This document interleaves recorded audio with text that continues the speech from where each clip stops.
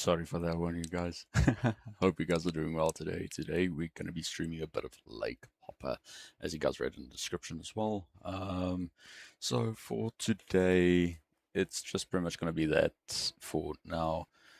Um, to jump onto some important matters. I know you guys are used to me seeing or used to seeing me play War Thunder. I'm trying to take the content and progress it a bit further into sub-trees, something like Lake Hopper or Car Mechanics PC Building Simulator 1 or maybe 2 in the future.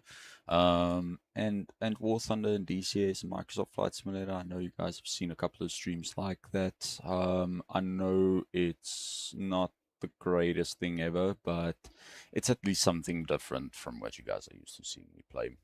Um, with all of that added right now, how can I put it this way? So to give you guys a bit of context about later, like Hopper, it is a open world adventure courier service based game. It's not the worst game. It's actually pretty fun to play if you keep your mind a bit straight and intact. Um, so pretty much what I've been doing is trying to taste the game, play the game a bit, off stream, obviously. Um, it's not that bad. It's actually pretty fun to play. Only thing I really wish they actually did was make it a co-op based game. So you've got one guy that flies, one guy that actually gets out of the plane, delivers the stuff and refuels the plane and stuff like that. So then you've got one dedicated pilot and one dedicated delivery guy. Um, but obviously the game is still in playtest, so pretty much to give a bit of further briefing about it. So you, in the beginning of the game, if you've never played it before, you first have to assemble your plane before actually physically using it. So pretty much with that added as well, hence why I actually started a new game is to actually show you guys what you have to do in order to be able to start your career service for this game. So we're going to jump straight into that. As I've mentioned in previous streams, I will be having my phone to actually view the chats with you guys. So if I don't get back to you as soon as possible, please note that I will get back to you in regards with your questions further in the chat box. I know there isn't a lot of people streaming this game. It is relatively new. If I actually go and see the reviews of the game so far, and there isn't really much. There's not really anyone that has reviewed it. It came out now recent, 30th of March is when the release date is queued for. But because it's still a work in progress game, you first have to assemble your Hornetire aircraft before starting it. So the Hornetire principle of the game, as they actually written it here, assembling your twin-engine flying boat seaplane from 100+ parts. Walk around inside your plane, being in a vehicle doesn't simply lock you into the pilot's seat when even while flying. Roaming around and roaming around the plane, do in-flight repairs and reconfigure systems. Just watch your step and keep the door closed. Refill Refuel your plane and deliver cargo to isolated communities around the region. Detailed some detailed plane subsystems with startup sequence that requires attention to detail. Complex water physics for seaplanes that float. I didn't think a seaplane can float. I thought it just drifted along the way.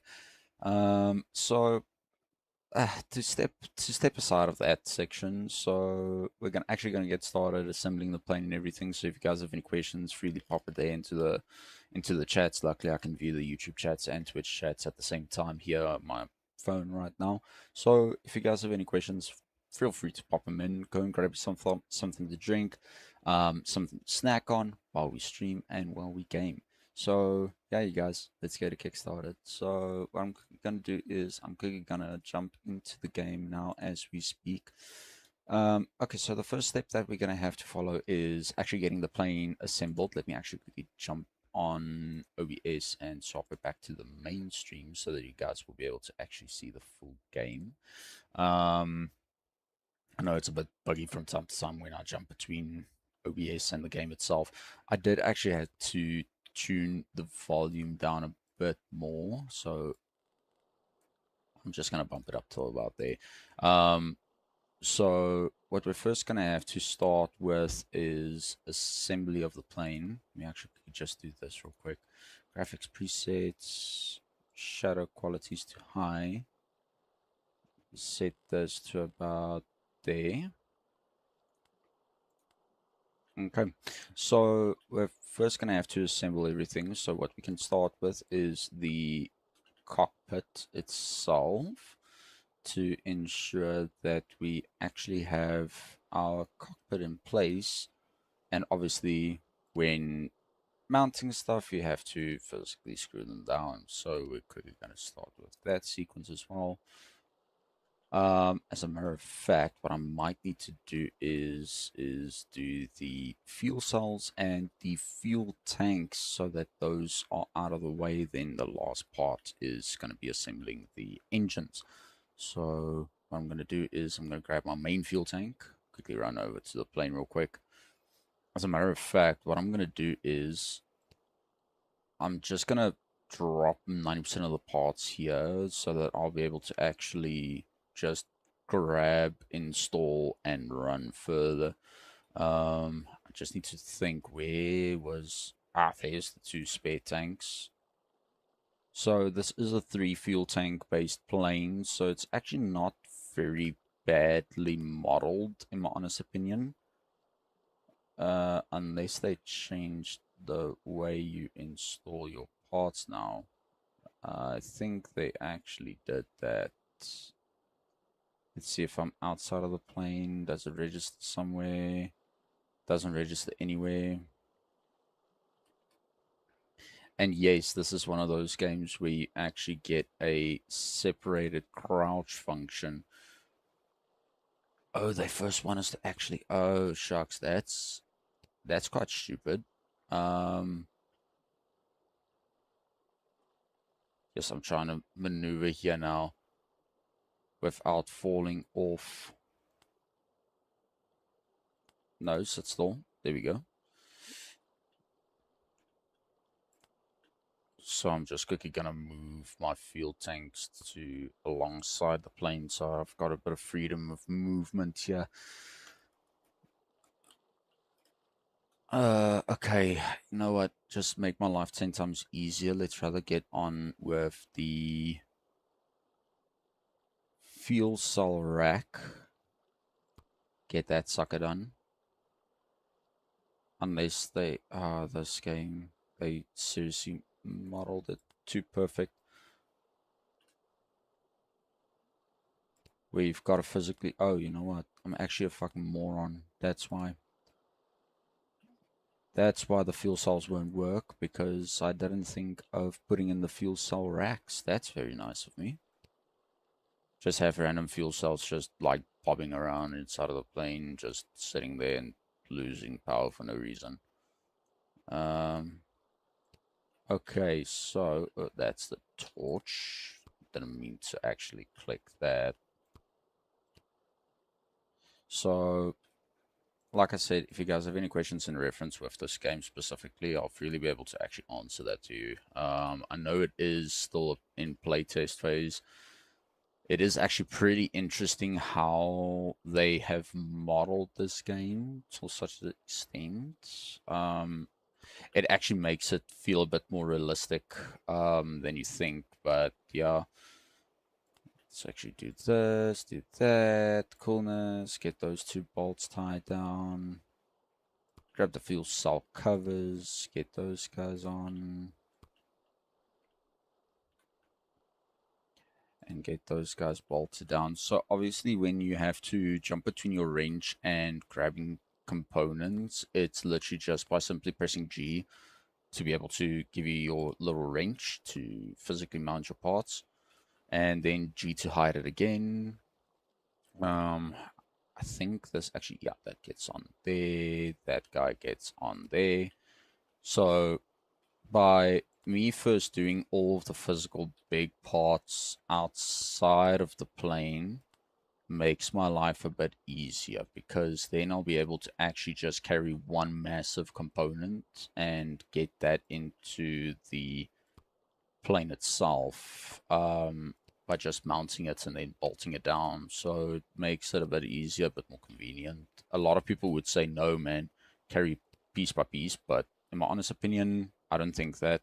I think the more logical route, just rather install everything in one shot on one component, and then yeah, installing it into the plane so that you can literally just take all of your goodies and start loading cargo. For instance, like these small little racks here, these guys are always put in first to ensure, you know what I'm thinking now? Rather grab that guy, throw that guy there, take these guys, place them in the central position so that our battery cells actually sit separate from each other. I know some people would say no, put them together, but nah. I'm a bit of a weird man. I prefer to place them on two separate sections. It just makes my life 10 times easier. So, with this game, they do give you a small little booklet to actually see your startup procedure. So, first getting your plane assembled, all the necessary parts that is going to be needed, flying the plane, wada, deliveries, as well as your checklist, which is actually a pretty nice touch, especially for someone like me that struggles to read some things. This actually helps a lot by checking and making sure that everything is perfect. So even your current jobs and your finished jobs, your navigation. So even with this, you can actually set it for your breakdown bay VOR. So that's your um, visual of range. So 119.14, 108.3, 117.6, and triple 1.0. So this actually helps a lot getting this as well as viewing this. Um, so you've got your physical nautical bearing of which direction is which. So when you pretty much set your VOR to, let's say, 119.4, which is actually Breakdown Bay, where we are actually based at Test Island, which is triple 1.0. When you set it to go, let's say Nest Lakes Island, right? 117.6. Then we set it for 117.6. Because we're here, we have to fly bearing 133, which makes it more convenient. And then when flying back, you just swap your 3 and your 1, and boom, you've got your true bearing. So we're first going to actually set it to the checklist and then just close a little novel so that we'll be able to actually continue assembling most of our major components. So battery cells, we're going to throw them in there. And yes, this plane is a bit more iffy on details. So if you don't do something right, you will break something. You will actually break your plane. Surprisingly enough, that's actually, I tested it a couple of times and they actually modeled it correctly. So if you screw something up on your startup procedure, you actually break the plane. Then you've got to order replacement parts and or find replacement parts and fit them in. And there's no way of actually going somewhere and getting your parts separate. There's literally no way. Get that guy in there, get that guy in there. I think I just switched this guy on now. Yeah, nope, switch off. There we go.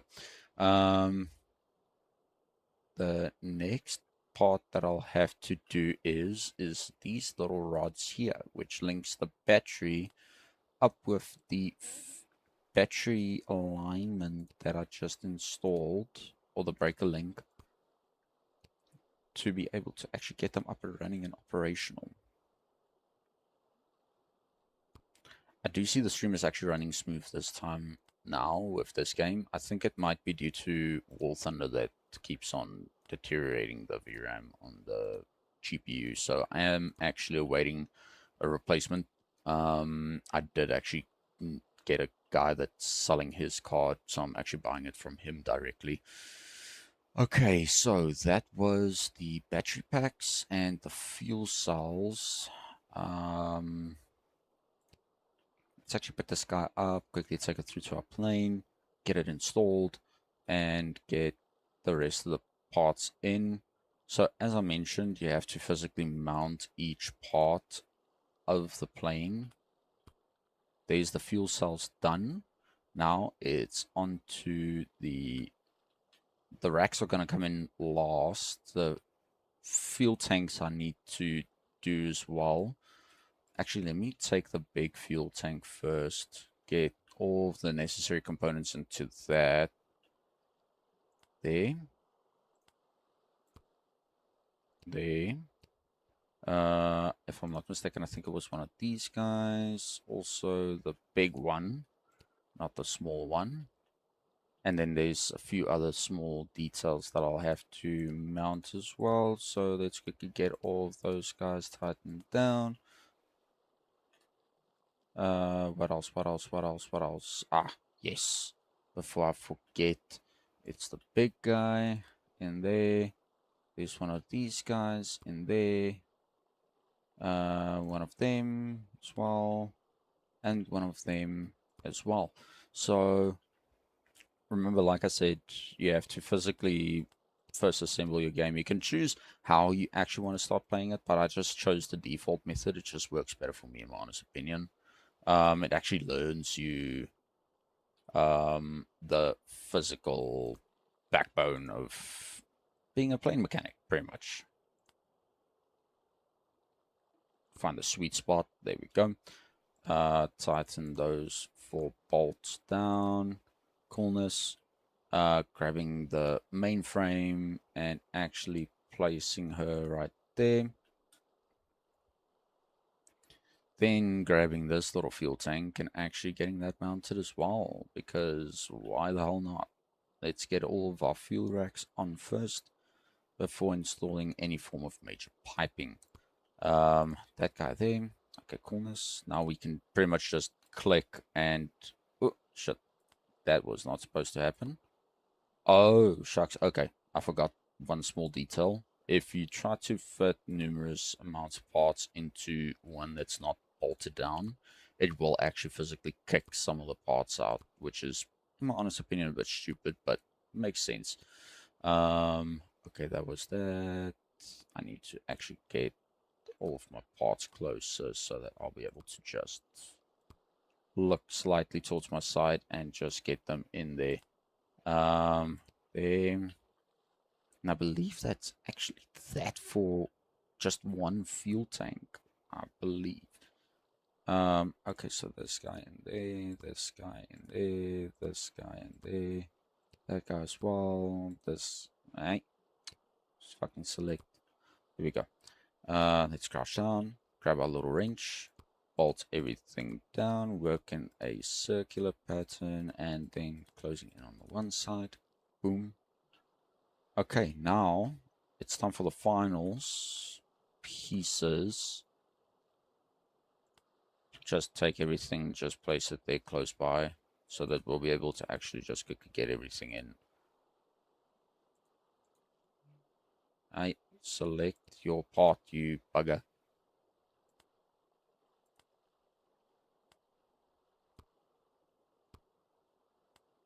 And then after we've got everything in, then it will be the final part of just making sure that everything is properly hooked up, everything's properly fueled up, so that we'll be able to actually get going. They did actually release an update for the playtest, so I think that's why I changed a couple of the physics and mechanics of the game itself, so I'm not really too sure about that.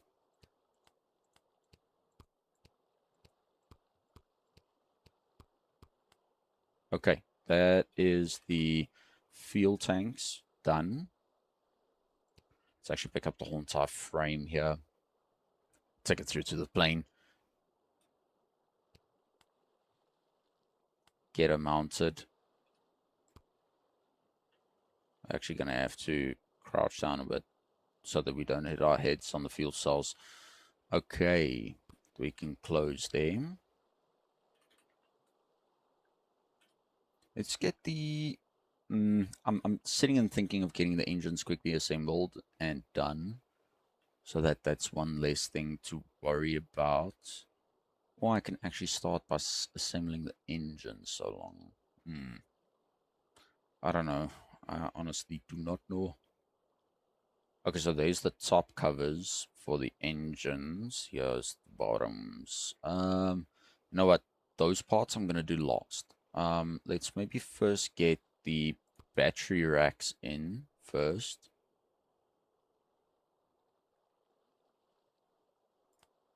There.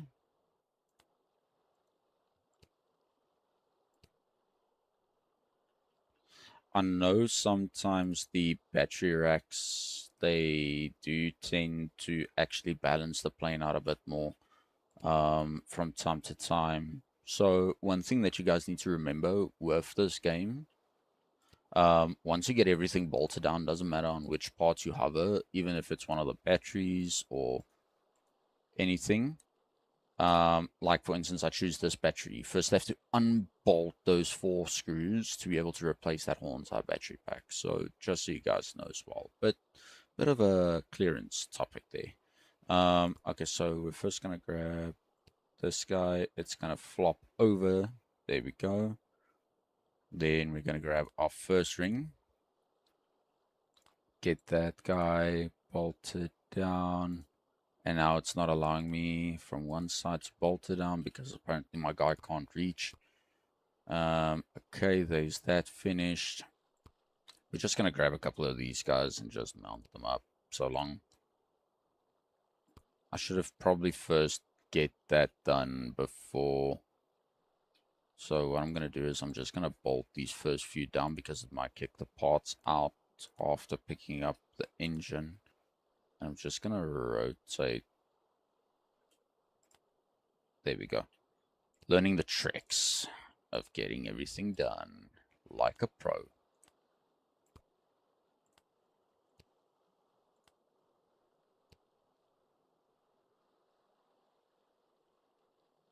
Okay, so those are all the necessary parts. So what I'm going to do is bolt them down.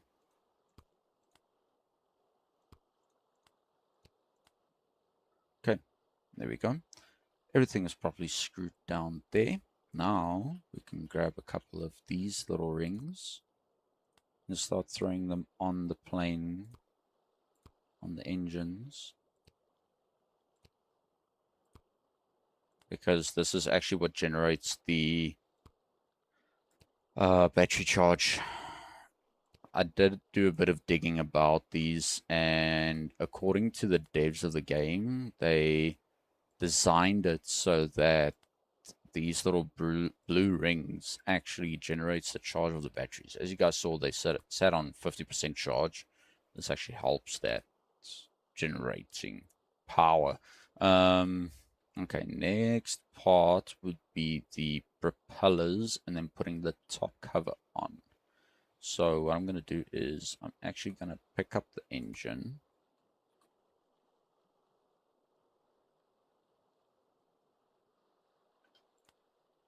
There we go. And obviously it's going to bounce around like a maniac because, yeah, I'm nothing... There we go. Getting all my bolts tied down.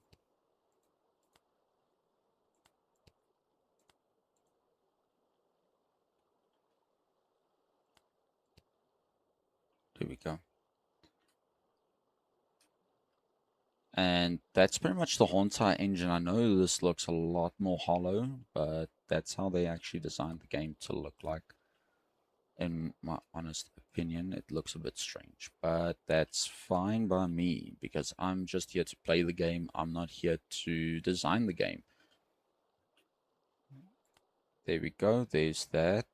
And you know what's the scariest part that shocked me now is one bolt holding down an engine for a seaplane. that's very safe, because I don't know one engine does that, in my honest opinion. Okay, and then this guy, let's drop it from high.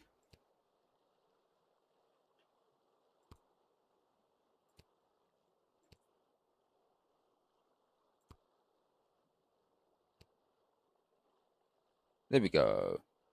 Okay, so let's maybe first get this guy off the ground and there. Oh no, it wasn't on this guy. Okay. So it was actually on the ring itself. Okay, so the ring we'll have to do first.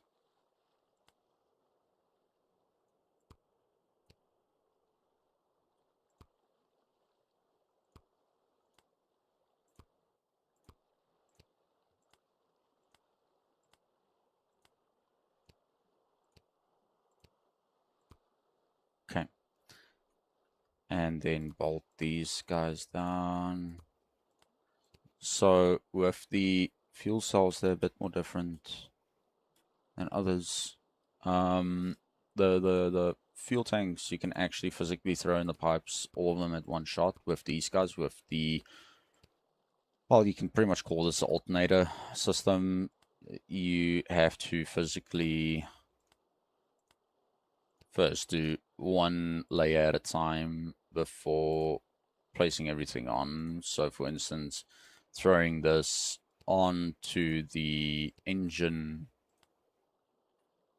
block, you can pretty much call it a block. To do that first, you can do this various ways. I prefer to do it like this, even though the previous engine I didn't do like this, but yeah, it just depends on person by person.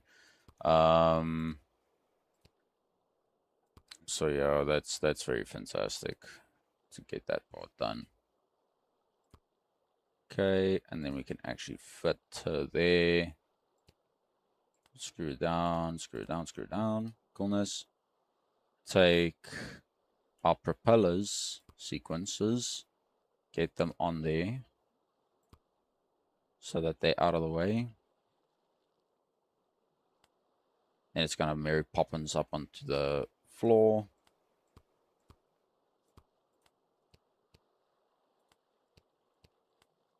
Here we go. Get that section in there. I don't see any other bolts that we're supposed to mount, so that's fine. Grab our top cover, get that sucker on there. Mount, coolness. Then pick up the whole entire engine, carry it out to the plane, and get on. Okay, that guy's on. Cool. So everything that we've done so far, fuel cells, the fuel tanks, the battery systems, and the control panel systems, as well as the two engines. And I don't think there's anything else we must do that I can think of. We've pretty much got everything ready. So with all of our... Oh yeah, by the way, here's a little note. Ain't gonna ramble too much. My name is March. This is my old shop. If you're off the mechanical mindset, if you're of the mechanical mindset, fix up the old bird at the dock with parts inside here. You've got a binder on here with some helpful info. Hit B by default to open and close your binder. Happy skies, Marge. Okay, thank you very much, Marge. Luckily, that part is already finished. So what we can do is, as a starting point, is actually... right bumper. Actually hook up our fuel. Start pumping. Then we can peacefully sit here and look at our... wherever the fuel gauge is hidden now. Oh, here it is. Hydrogen levels. We just have to actually get the electrical power switched on. So we actually need the cutoff active. There we go.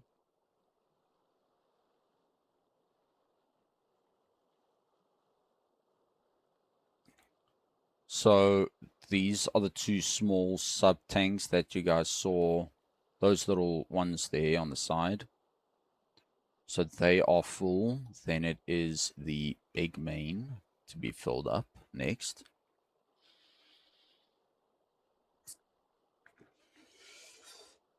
So with this game, you'll be able to actually play this either with a joystick or keyboard and mouse, your choice.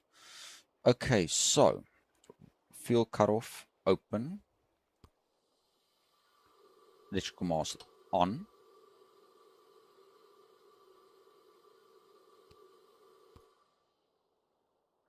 Okay, so that will actually be necessary. So let's just get everything deactivated, actually get the batteries and the charge on. I'm so used to pressing F, I don't know why. Okay, so we're going to switch on, switch on, switch on. Those guys are going to start charging soon. On, on.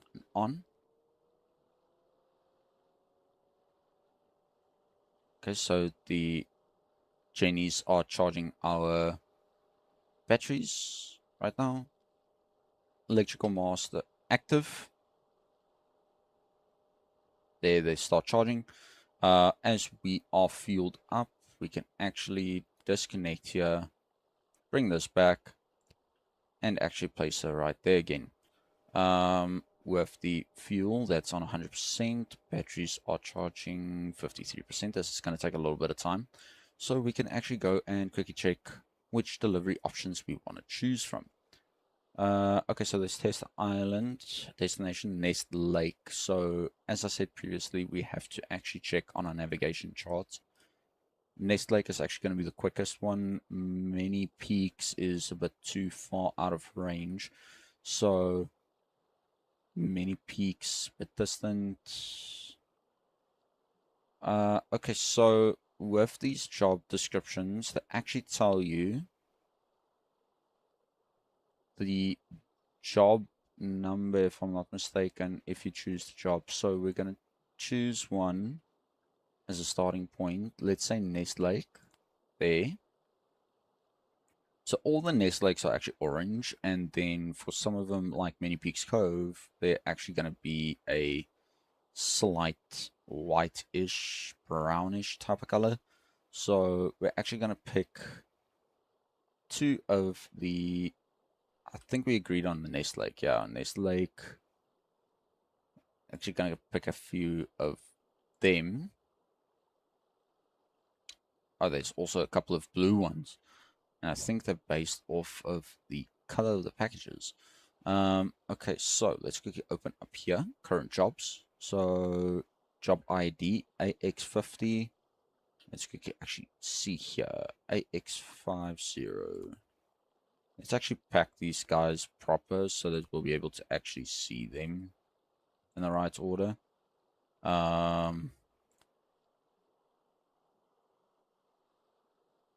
AX50.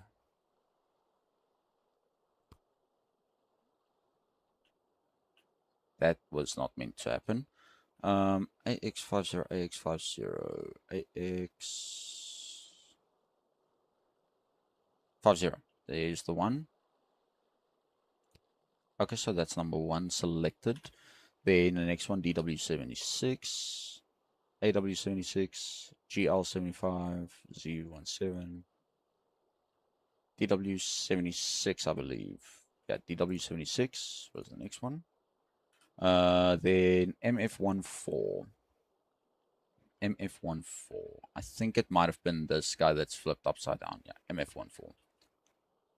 There we go. And then MM33 is then the last one. There we go. So now we can grab our little trolley and move back to the plane and actually pack this guy right here. Grab our little boxes and throw them inside of our small little storage crates to give the plane a bit of center balance, if you want to put it that way. There we go. Our little trolley's going to stay right here.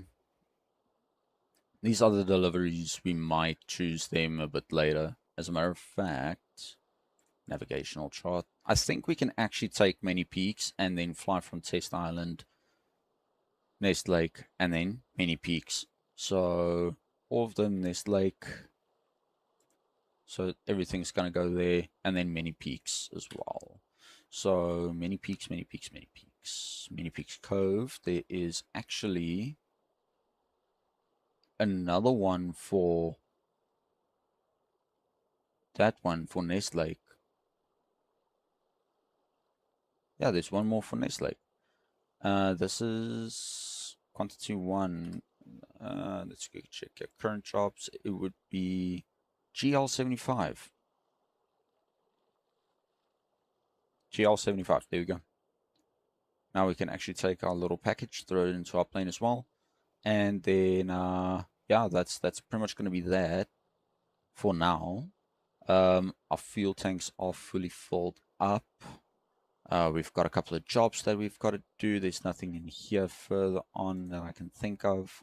So let's actually get to our plane and start up our plane from there. Here we go. Okay, damn it. I actually forgot to do one thing. We actually have to get this rope undone.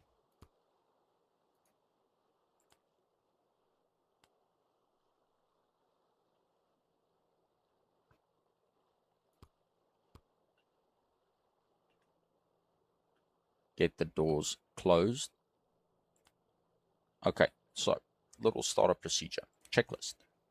Before taxiing, engine start. Pre-flight inspection complete. Complete. Cargo source check. Okay, power plant start. Battery masters on. Battery master is actually active already. Tank cutoff open and the fuel cutoff open. Fuel cutoff and tank cutoff open, so that they can actually start building pressure. And then fuel pressure 1.5 to 3.0 bars. So 1.5 to 3.0, okay. And then electrical masters on. I believe that is already done. Yeah, electrical power is already active. Engine startup, battery charge off. Okay, so this actually needs to be anything between 1.5 and 3.0. So then we can actually stop it at 2.5 bar.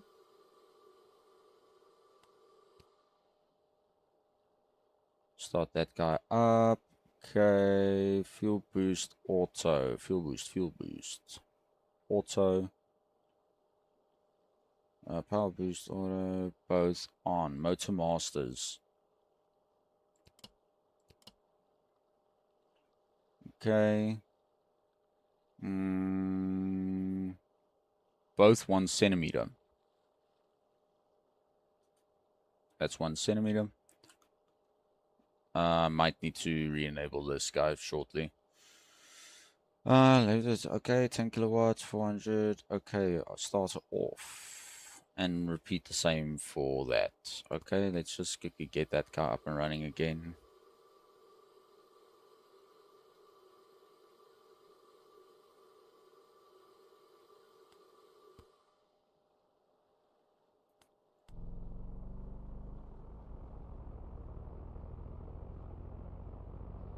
Get that guy started, get that guy started as well.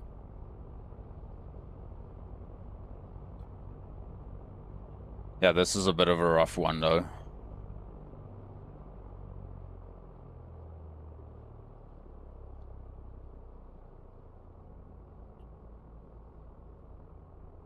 Okay. So, for the run-up, left throttle 1000 RPMs, 100 kilowatts. Okay. Okay, both max RPMs. Okay, okay.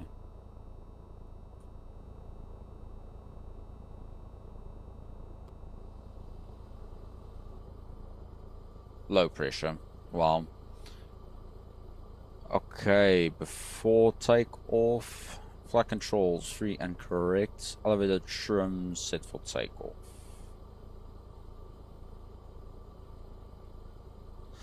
I still don't even know what's the key bindings for the trim. That's the only problem.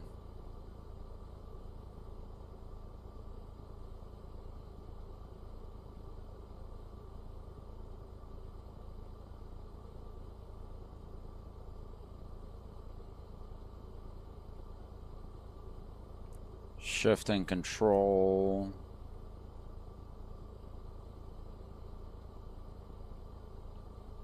Oh, backspace and slash. That's interesting.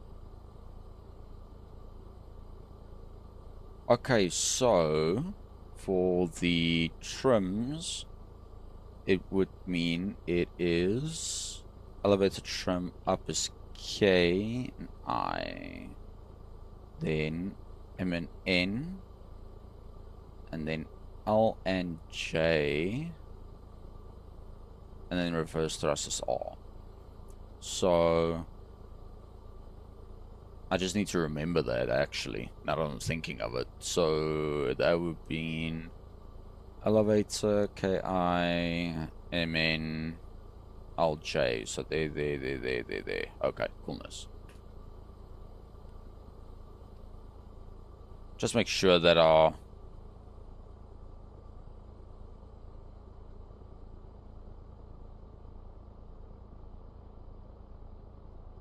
yaw trim, our roll trim, but the pitch trim we can actually set a bit higher. I remembered this guy.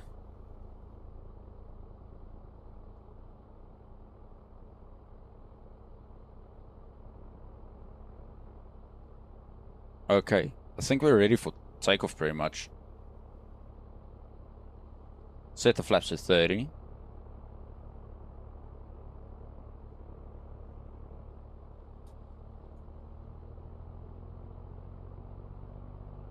I think we can actually take off now.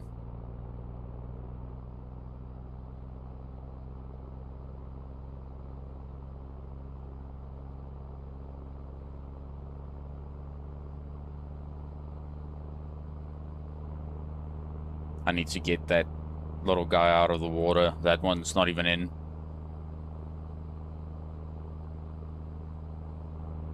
There we go. There we go. No.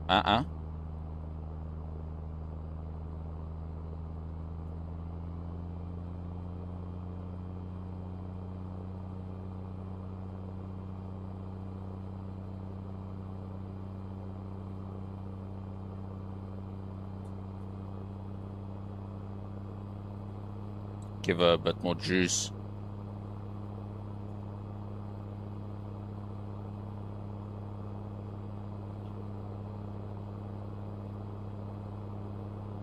This is seriously going sideways.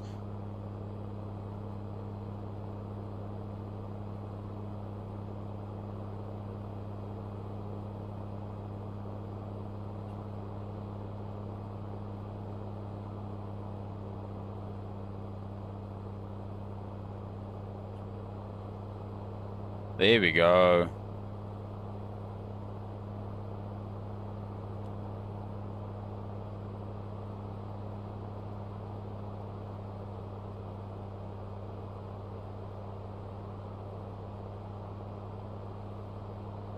Okay. Presses and everything is looking good. Okay. Now, we need to actually refer to our navigation. So, we are actually flying... I might need to point it for 1, 2...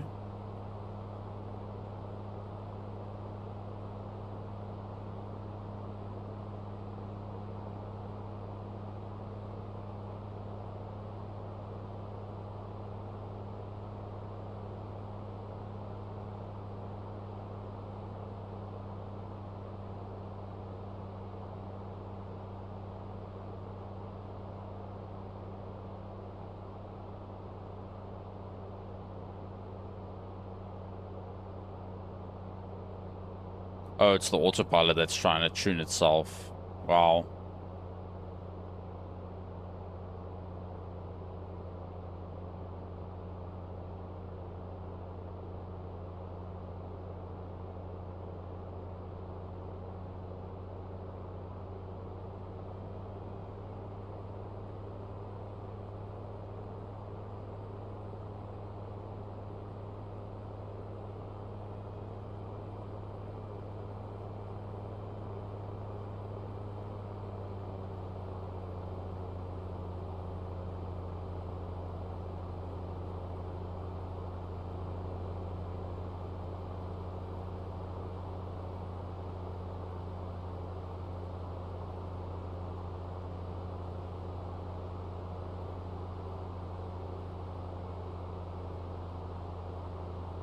Okay. Now, we need to go to Nest Lake 117.6.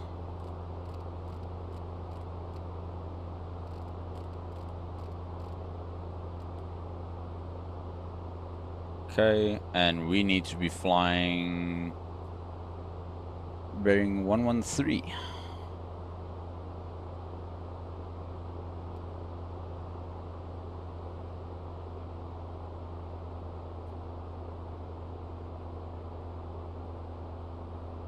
There we go.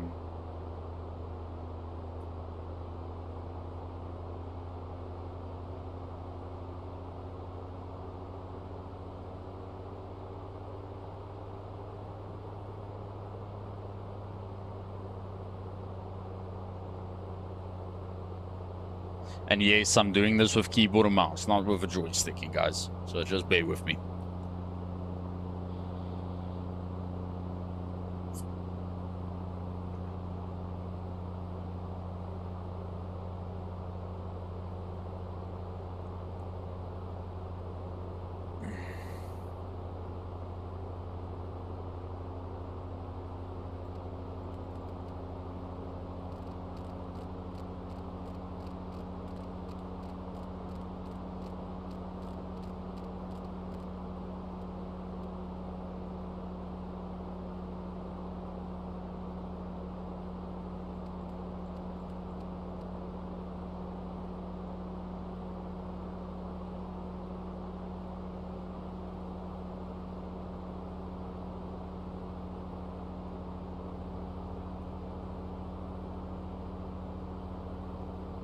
So the best part is about these little prop planes. All you have to do is just adjust your propeller pitch for more RPMs.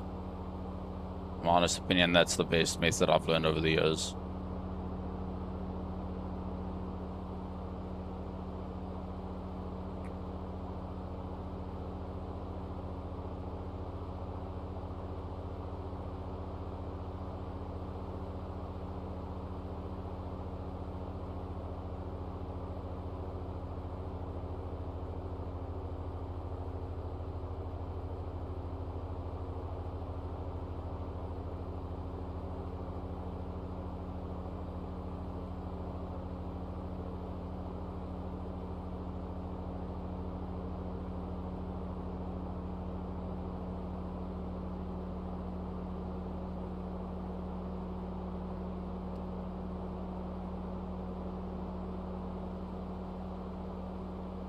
Okay, so we're a little bit off center.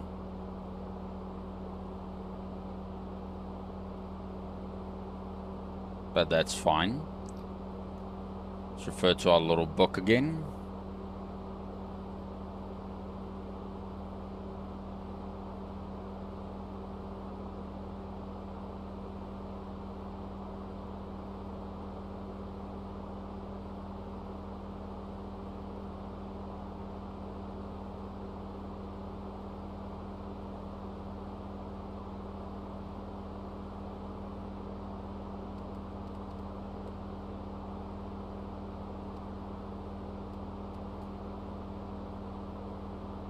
Okay, so that's where I'll actually need to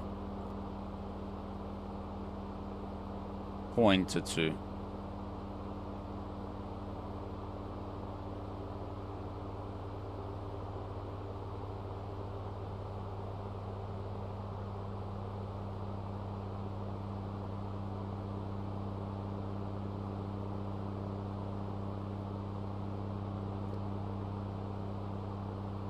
That's slightly there.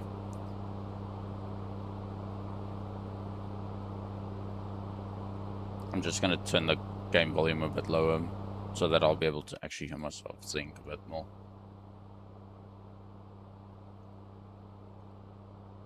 Okay, so we already got our flight on its way. All our cargo's there. As you saw, the batteries, now they're fully charged. We can actually refer back to our little checklist. For the takeoff, for the climb, for the cruise. Throttle set, okay, elevator trim, okay, coolness, that is perfect. Many peaks, current jobs, finished jobs. Okay, so all our jobs are at Nest Lake. So then we're going to fly to Nest Lake, refuel, then fly back, and then refuel again, and then do many peaks. As we finish one job, there will be more jobs to actually complete. So we'll be able to actually get that sorted out perfectly fine. Obviously, engine RPMs, I'll just tune down a little bit more. And actually set the prop pitch to a little bit more as well. Actually, as a matter of fact, I can actually keep the throttle at 100.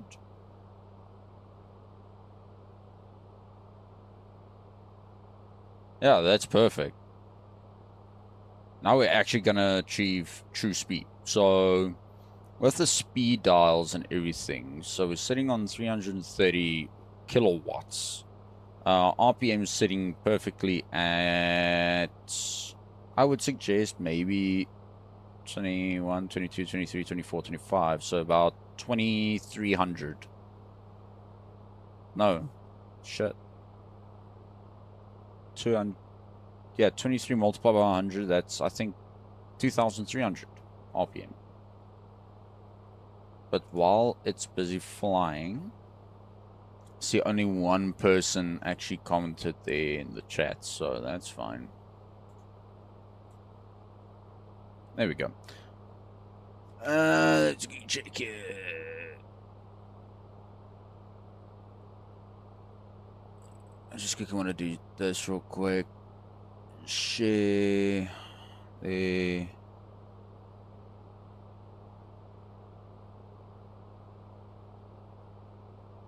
Boom.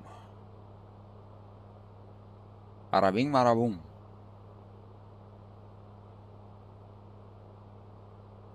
Stream management. Mute the audio. Collapse the video. Jump to the chats. There we go. Yeah, I see that both streams are actually running perfectly now. It's for once good.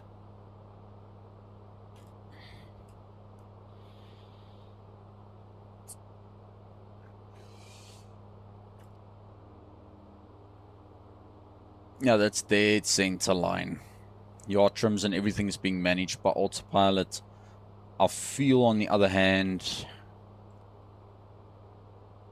it's actually running pretty smoothly. So what I can do is I can actually lower this. No, I didn't want to press my Windows key.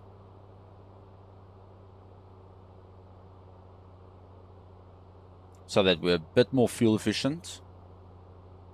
Yeah, you see there, the RPM started dropping. So that's our fuel efficient zone. That's our high performance zone. So our fuel flow. So the booster is actually set to auto for the power. I would prefer to keep it on auto. It just works better. Power output, yeah. Exhaust temperatures are looking solid. They're actually dropping. Our turbo RPM, it's also gradually dropping. Actually want to keep the speed up just about till there. That's perfect. Okay. So that's pretty much everything for this game. Literally, it's so easy and basic to do. It's not even funny anymore.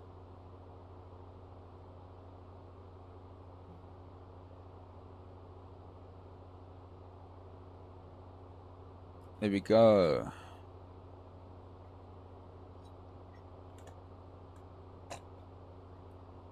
So like I said, you guys, grab something to drink, sit peacefully, just sit there and just watch the stream. So I actually want to adjust one setting real quick. Actually set this to 50 hertz and save. I know the camera will stutter from time to time. It is normal. I am still figuring out the settings, the perfect settings for that. Okay. Yeah, now power output looks perfect. Temperatures look perfect. Our turbo RPM sits peacefully at about 60,000. So that's... No, not 60,000. About 6,000 RPMs.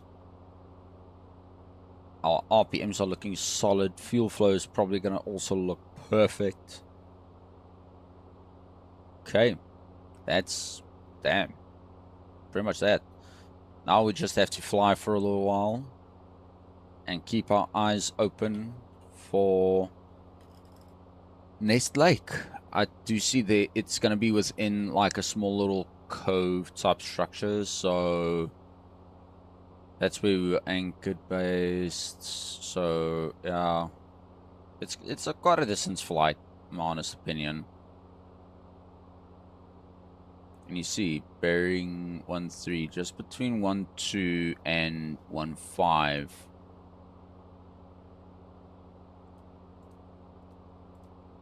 That's actually a bit more in between. Let's rotate our little bird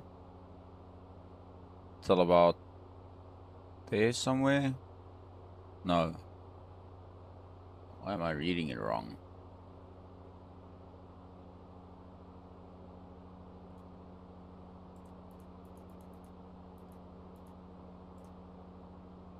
That's about right. Yeah, that's the sweet spot, actually. So now we just have to make sure that we don't crash into any form of hills or anything of that sort. Then we're pretty much all hunky-dory.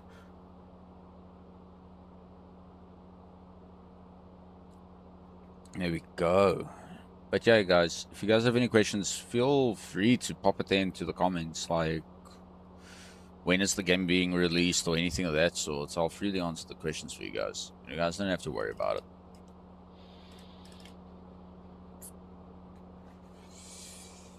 Our fuel's looking pretty solid. Our speed's looking pretty solid as well.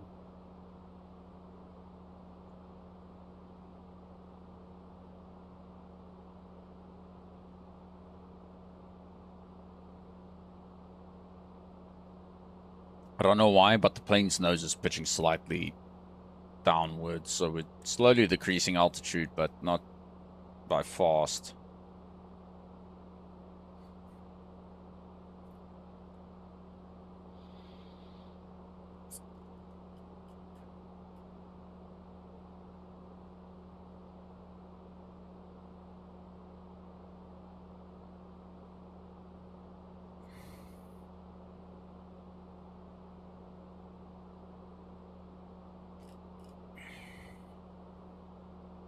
Yeah. This is actually a game that you're not supposed to stream and actually supposed to like play by yourself on your own free time. Like, damn, it's quiet.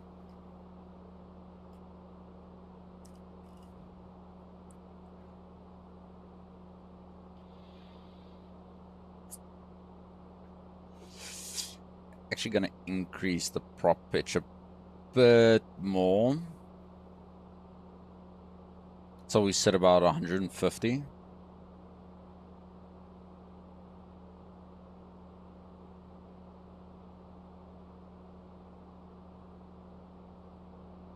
Then we know at least that our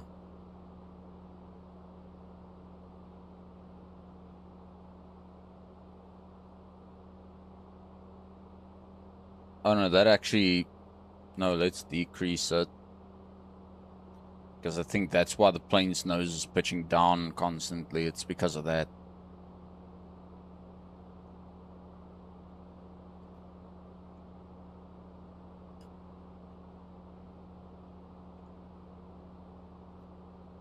So it's at 50% prop pitch, so Our speeds might look a bit more sturdier now.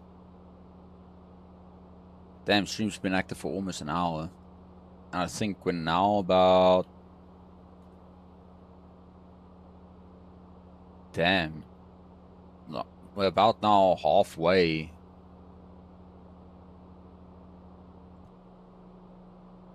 Trying to check for any form of like landmarkings or anything of that sort, because I do see a small little island, so we might be around here. So I think we're just about halfway. Massive indentation running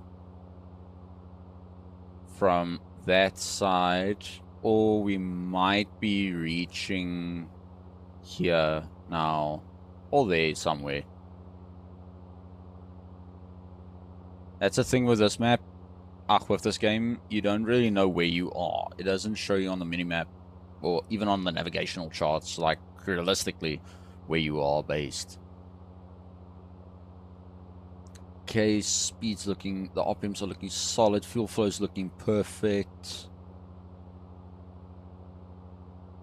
The fuel rate, though, kilograms per hour, so that's sitting at 17.5 kilograms per hour. So we might be in the air for a long time, especially if we're running primarily off of the auxiliaries and then the main. Yeah, you see there's this massive opening. Massive opening. So I think we might be in that section, maybe? Because I do see that it's running a bit towards that side and this side, and with a small little piece of water section there. So there is a chance we're actually only here now. Yeah, I think we might be there now only. Like here. Because if I'm looking at that, well, we might be here, I think. I don't know. We'll just have to keep our eyes open for the destination where we are and where we're gonna be. Yeah, I think we might be heading in the correct direction. If not, we'll find the place eventually. Because, I mean, we did kind of move down this way a bit more and then took off, so I think we might be alongside it.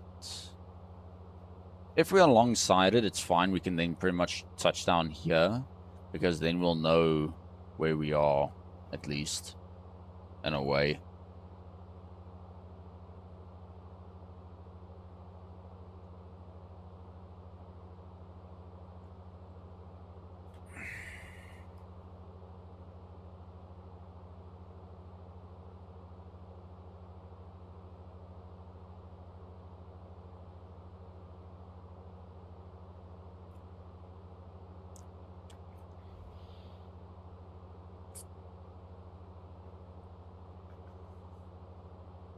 Yeah, I do see the streams are running quite smooth now. That's perfect. Yeah, you see, here's my confusion now. Because there's that massive lake section. So what I'm thinking is there was a massive opening. So I think that might have been that section. And then here's a small little island. So I think that piece is this piece. Or there somewhere, maybe. Because I didn't really see the structure of it. So I don't really know if we're there. Because this looks relatively close to, like, here.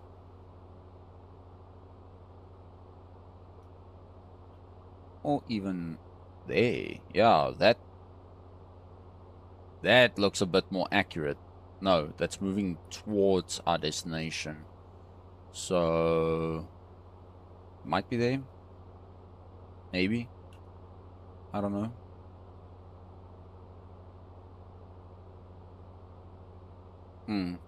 This is very confusing. But that's the whole entire part of a beta-based game. You test it and see how it works, how it runs, and so forth. Damn, I'm yawning. Oh, while we're still at cruising flight, and not knowing where we are, that's the only part that's concerning me now is I don't know where I'm at, because that's a massive island placed in the middle of fucking nowhere. So, yeah, that's what I'm thinking. We might be here. Yeah, there. Small section cut out in here. But there's nothing. I don't know what's running that side. That's the problem. And geography was one of my good subjects in school. And I don't even know. Yeah, we'll have to see where we are. That piece runs to there. That piece runs. Yeah, you see, that's why I'm getting confused. That section looks kind of like there, in a way. And that section looks more like what's here, in a way, if I can put it that way. Yeah, I think we might be close to here. So our destination should be a bit more towards the right-hand side.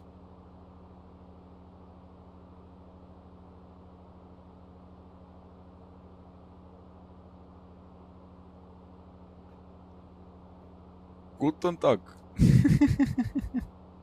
I see finally someone commenting there in the YouTube chats.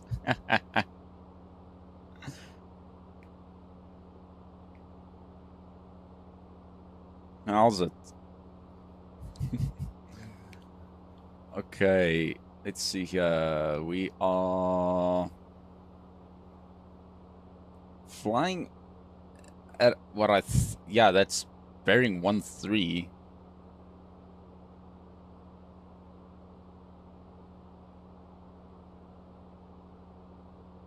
To Breakdown Bay and you can't find anything. Yeah, to be fair, to go to Breakdown Bay, it's literally you just fly over the hill in bearing 33, and then pretty much as soon as you see water, then land down. It would be hidden literally just after bearing 33.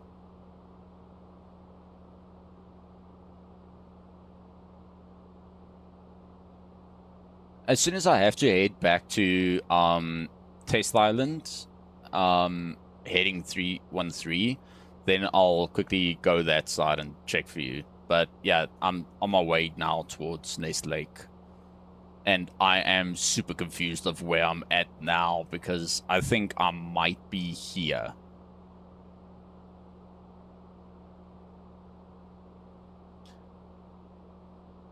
They should have seriously added like a lighthouse section for the places. Like, that would have helped a lot, in my honest opinion.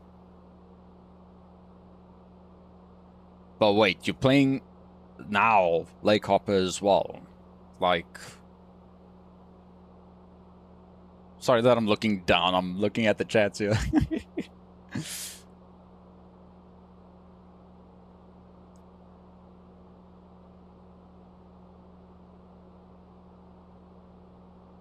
Nah, I've never been to Breakdown before. The thing is with this game is you have to. Oh, please don't tell me that is actually where I have to be. No bloody way.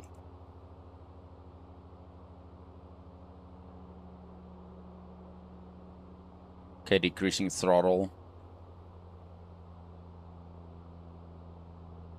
I'm actually at my destination where I have to be.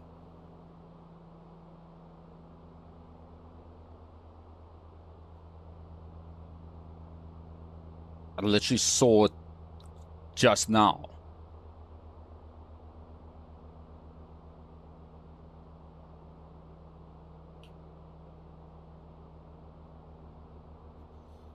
Okay.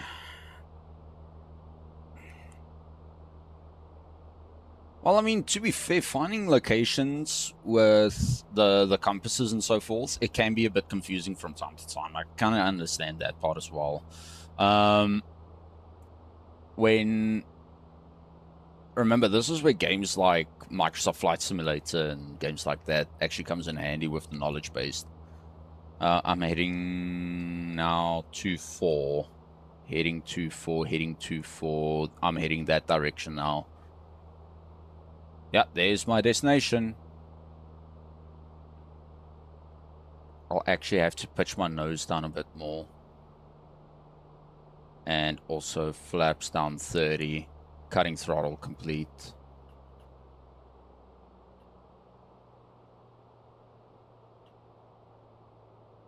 And my propeller pitch. I am going in way too fast. I can already see that happening. Throttle completely cut off. This is some bloody Vietnam shit going down here. Well, I mean, if you want to stay tuned and see where breakpoint is, or breakdown point is, I can freely show you.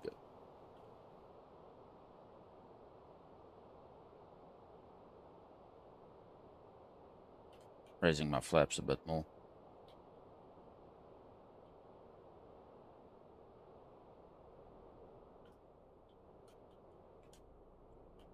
Oh no, that's way too fast. That's way too fast. That's way too fast. I'm hitting land. Wow, that's wonderful.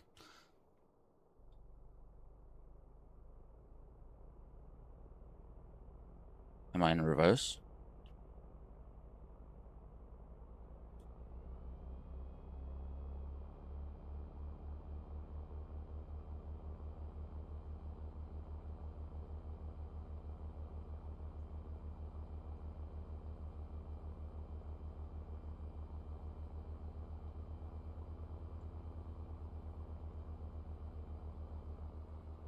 Okay, let's rather take it out of reverse.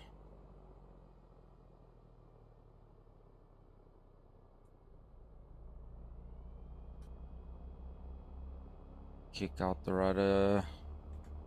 Prop hitch. And the one thing I'm fearing now is that I'm stuck.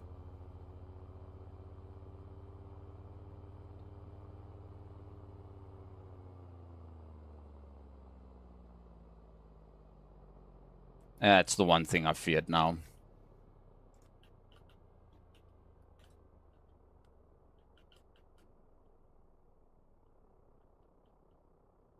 Yeah, I'm beached.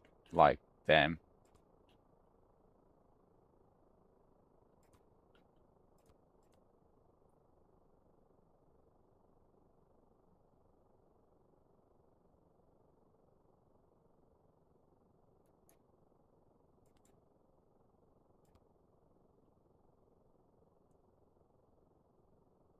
You know, I've got my plane proper stuck now.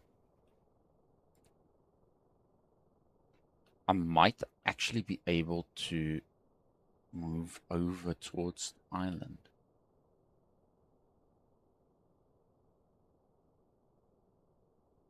Let's see. Maybe. This might work.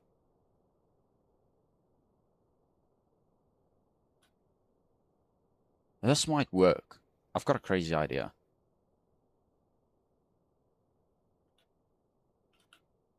Yanking the plane loose.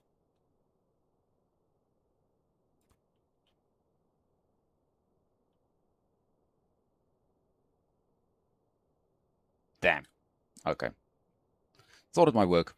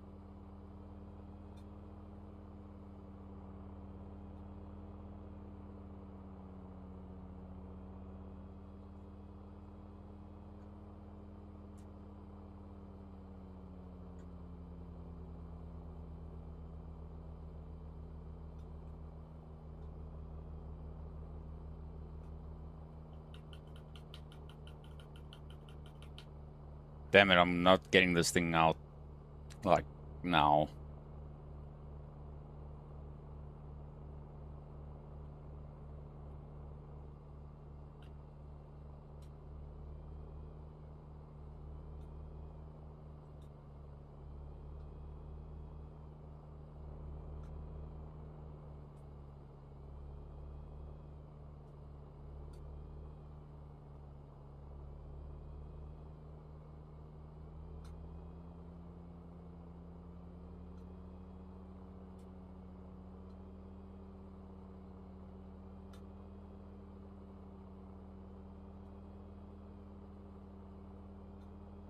I'm rocking this fucking thing like left, right, and center.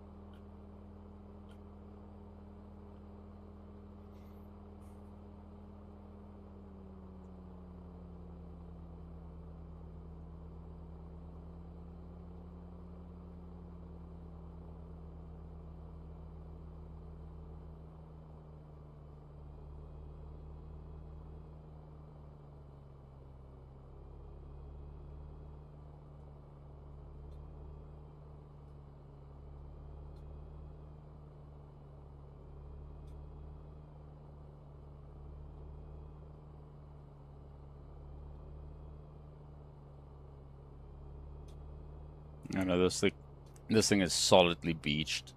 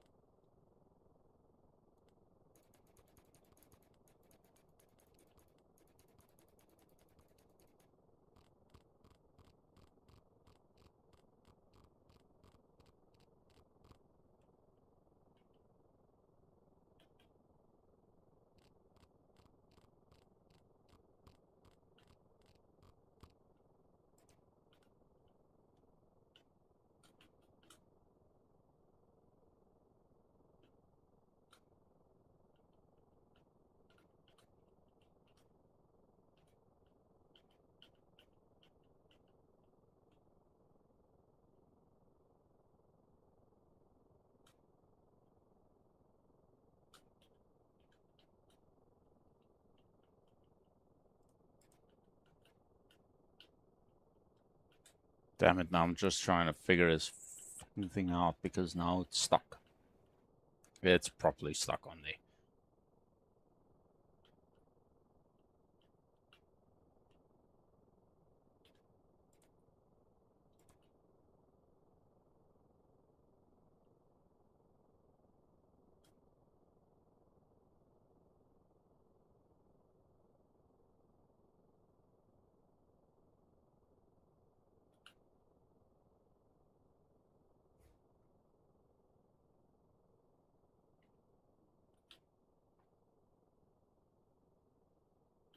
I mean, I can try to see if I can maybe use the anchor points here by the dock to actually...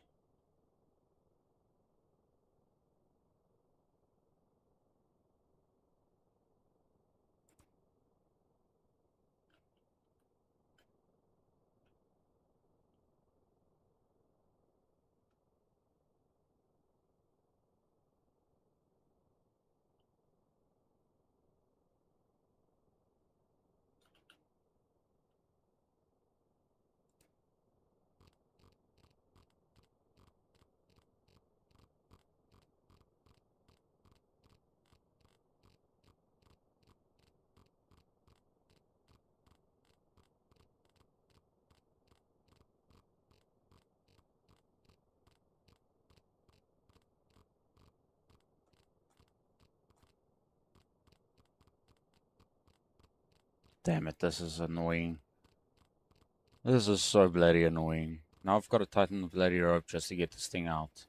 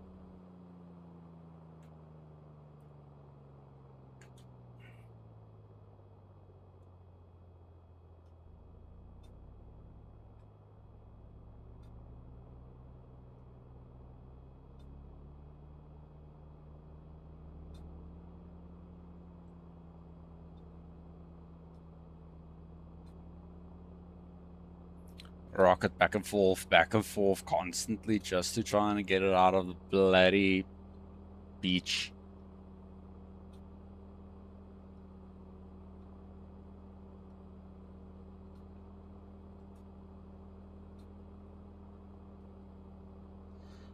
And the way I'm rocking it, even my whole entire body is moving as I'm trying to rock it out. For some odd reason, my brain does that.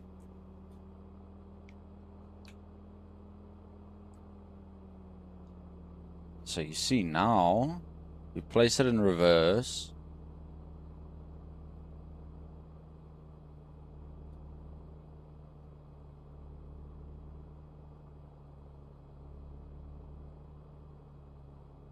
I let go of reverse.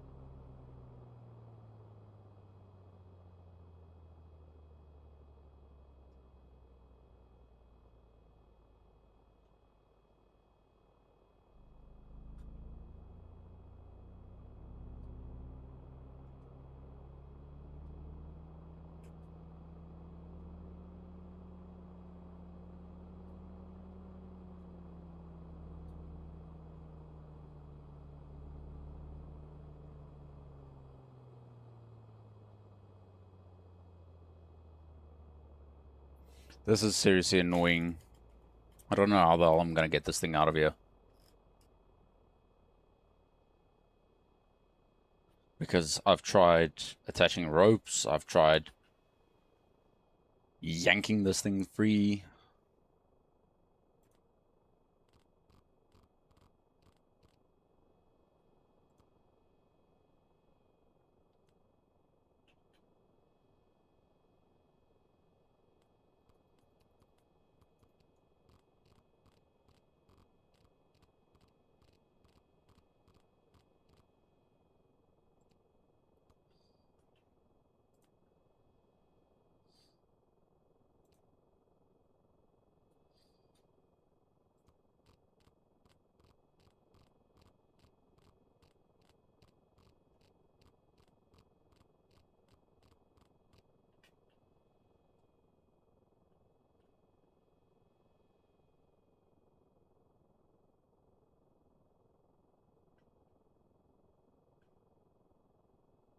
Nothing's helping.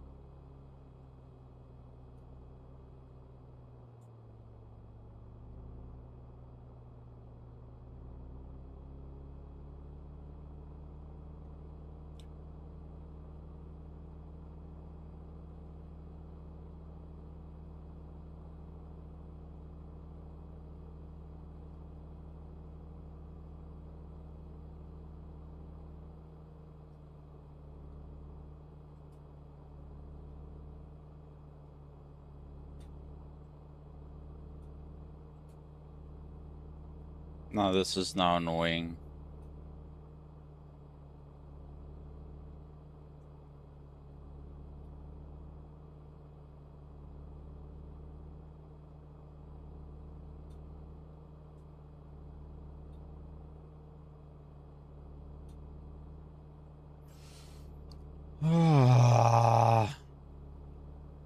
And I don't want to say recover plane because then it's going to remove all the cargo and reset it, I think.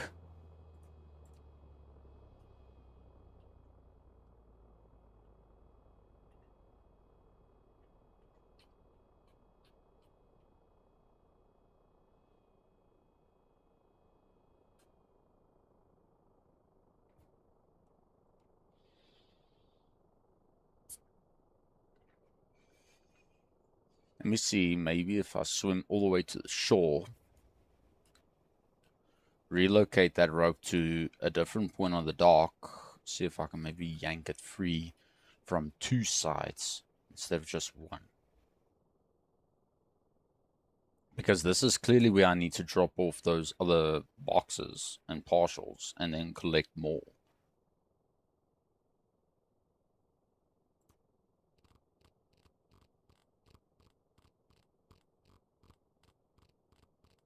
Because obviously by scrolling down, I don't even know if it's doing anything.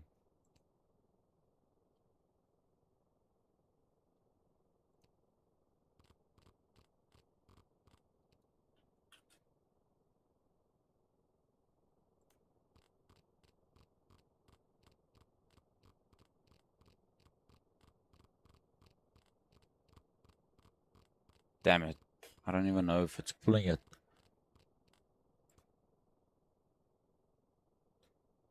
Let me see.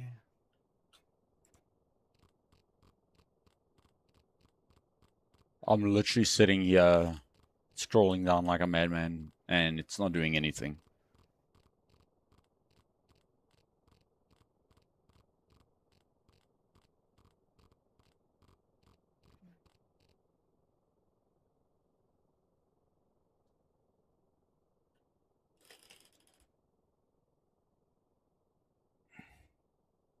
And there's nothing here that I can use to yank it free. That's my other problem. Let's quickly check it. Nope, this is completely blocked off and it's cutting through the ground. Yeah, there's literally nothing here that I can use to yank that thing free. And she's stuck on there, like proper. And I don't even see if the tide is moving in or anything of that sort, because if I'm not mistaken with the update that was added, it does that.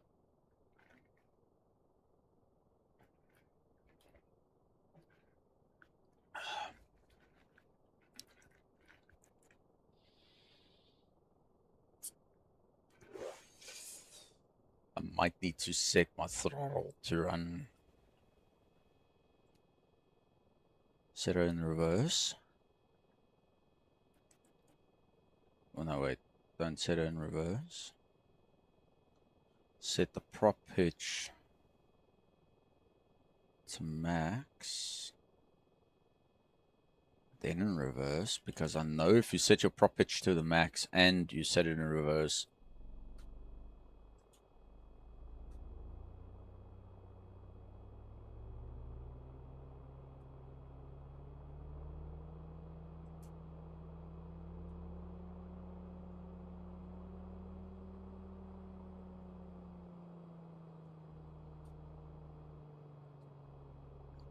damn it, nothing's happening.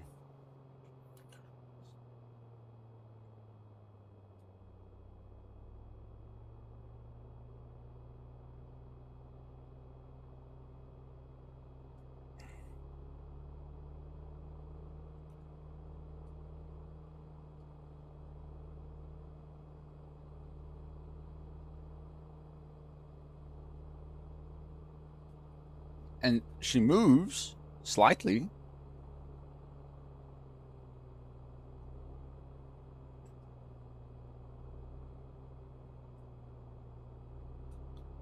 Come on.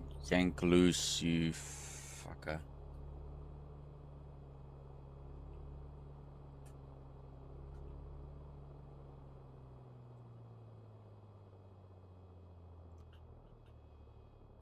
And it's not like I'm not trying to get her loose. It's not doing anything because that whole entire lip section is hooked onto the ground. Like, it's stuck on there. Maybe if I...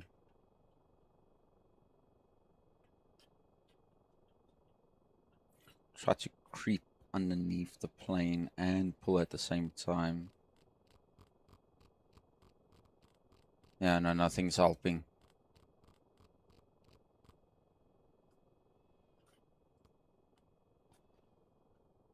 Damn.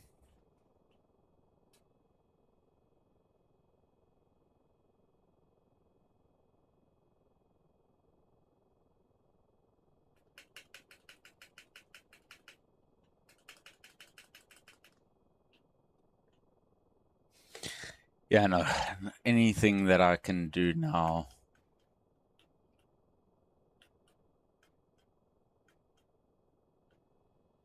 As a matter of fact, I haven't tried this yet.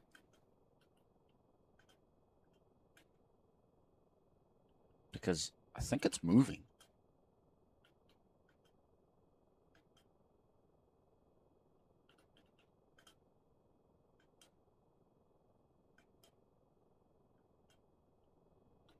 I think I just have to head underneath the pontoons.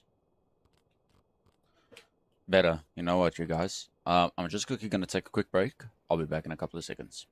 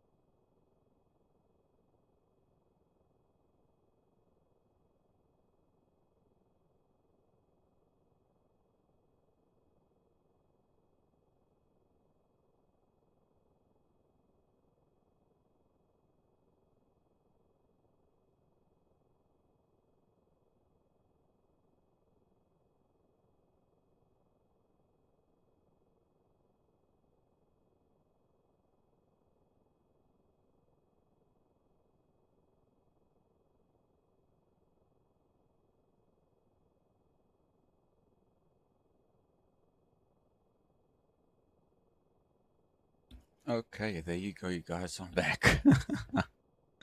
Literally sit now and I thought to myself, there's got to be a different way to get this thing unsnagged, because constantly jumping underneath the pontoons and trying to jump to hit your head free, or hit your head with the pontoons, can't be working, because, well, technically speaking, it's working. Just have to do it more.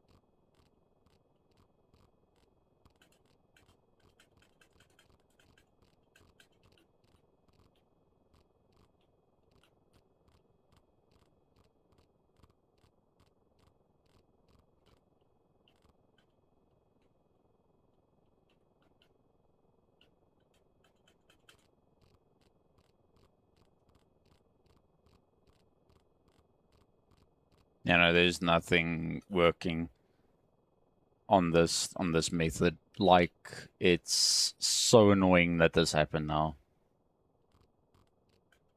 And I already flew this far out. I think we... Are we actually getting it right now?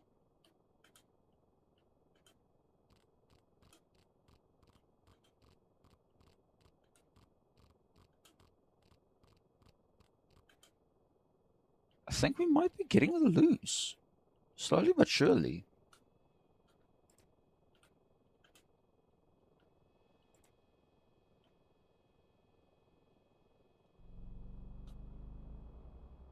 Just have to keep...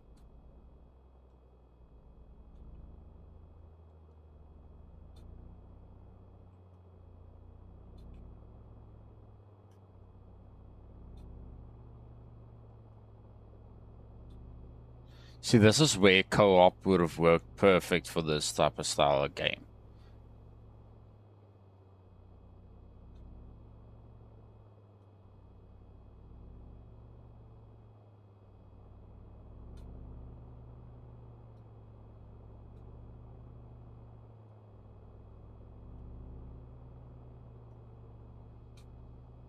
So I might need to leave a review there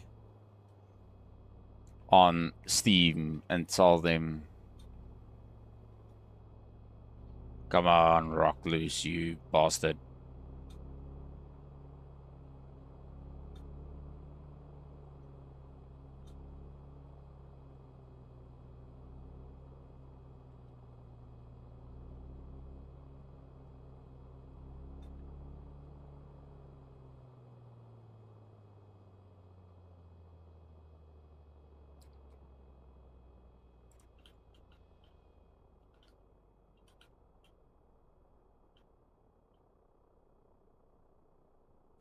I feel like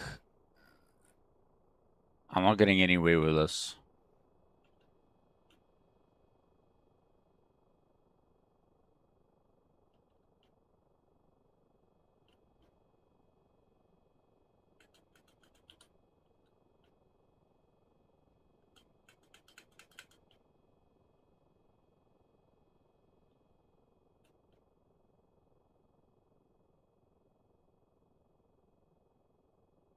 Because this is seriously becoming annoying.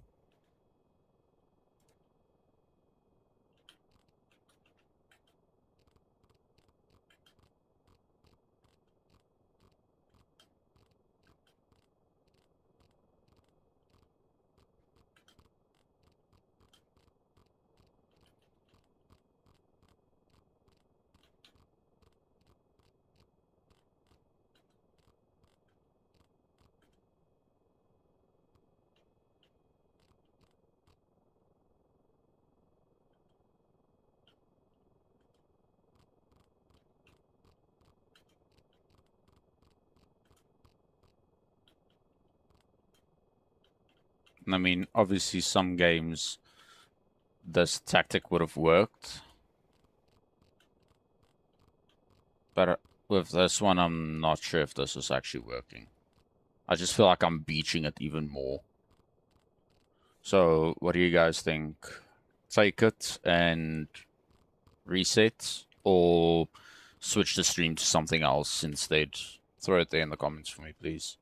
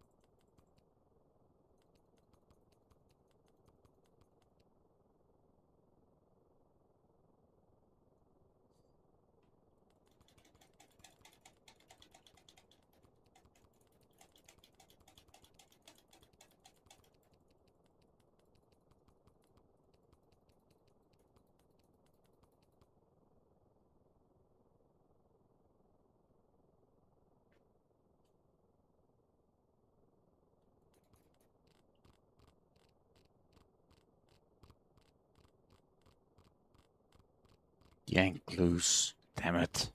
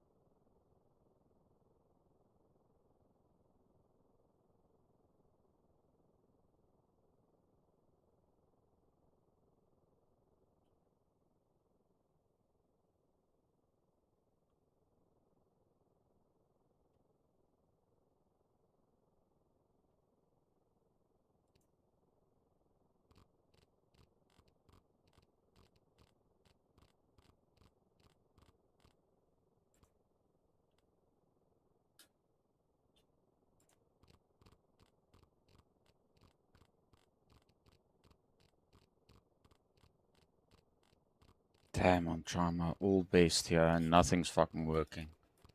This is seriously becoming annoying.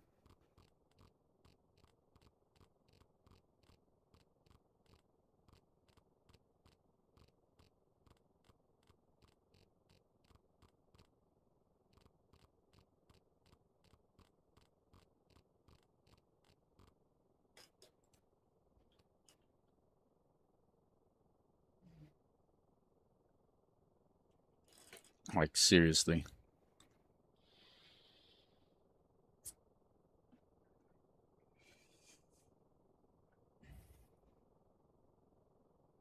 Because I know if you attach a rope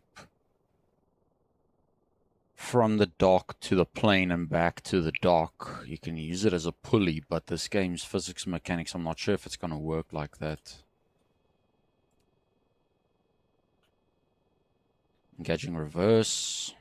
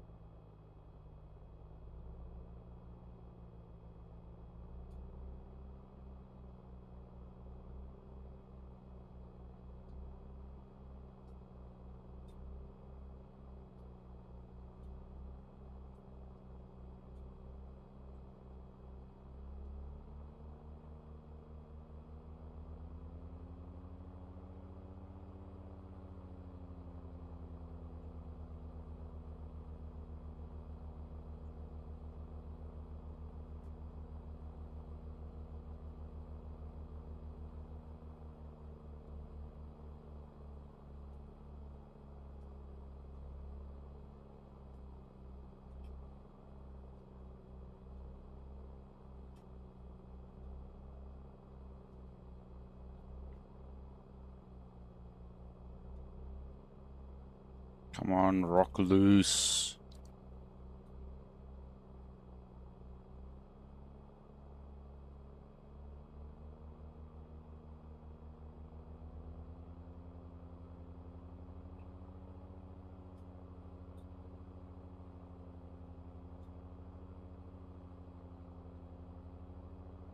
Back and forth constantly.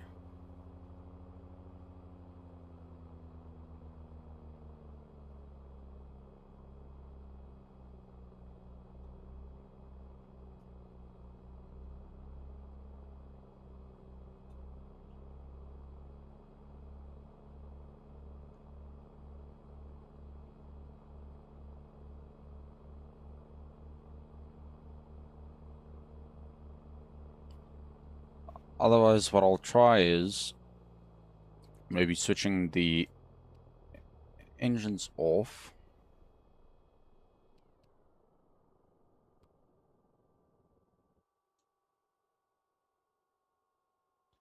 Like that.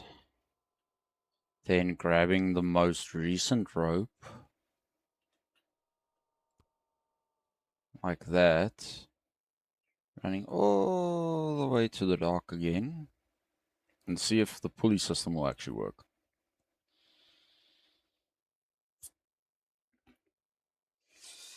If that doesn't work, then it means I'll have to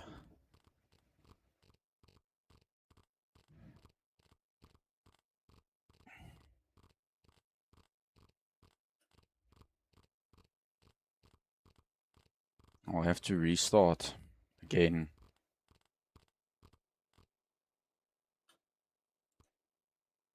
Nope, doesn't work.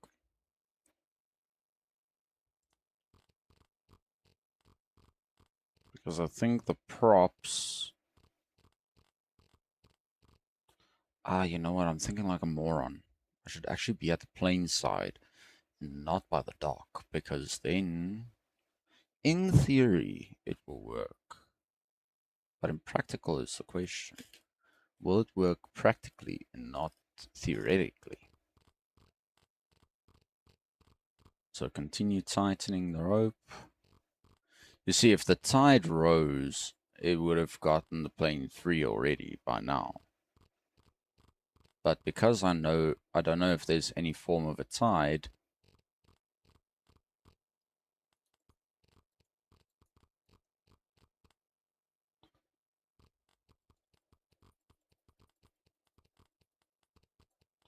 I'm literally scrolling and pressing my bumpers to see if I can tighten the rope down, but nothing's working. I might need to still give it a bit of a nudge here and there.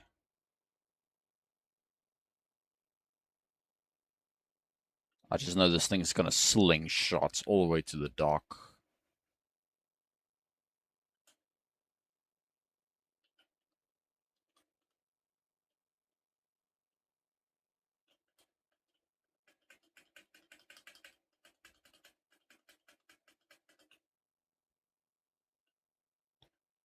See now, the keel is still out.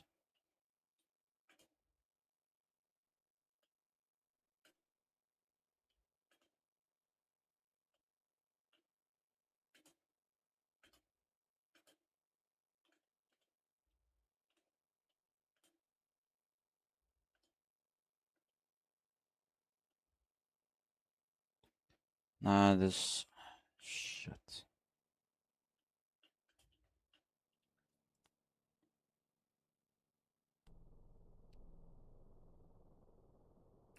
Let's maybe try to switch off the left engine.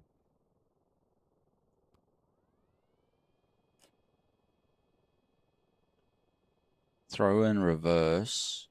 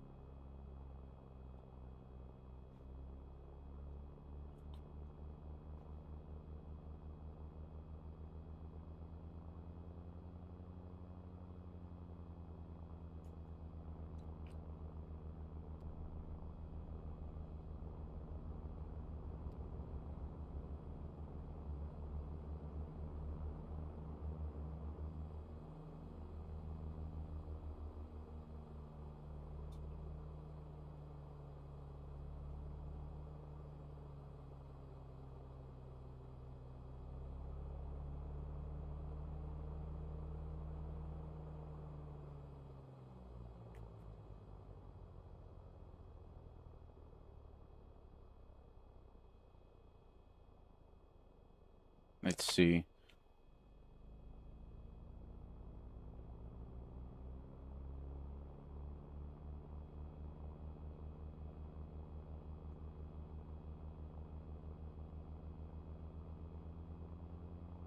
Will it be strong enough to free us?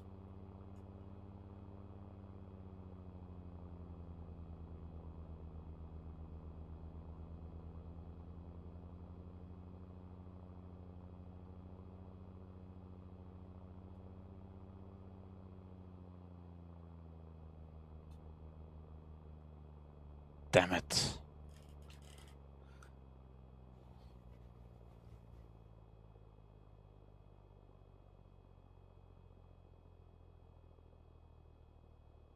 Throwing my propeller pitch all the way down. Okay. Waiting for the engine to slowly spool down. Put it in reverse. Wait for the light to go solid.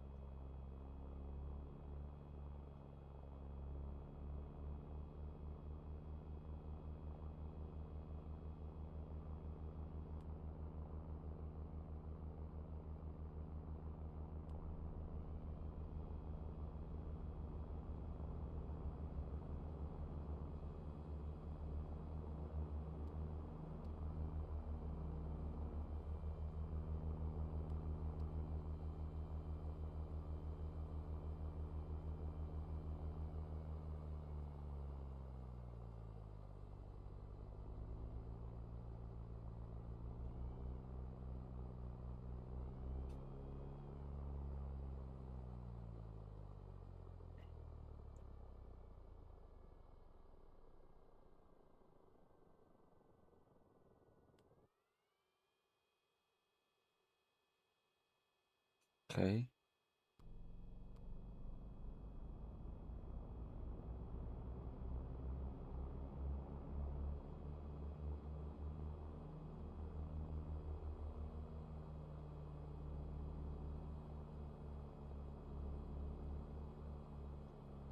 Oh, nothing's working.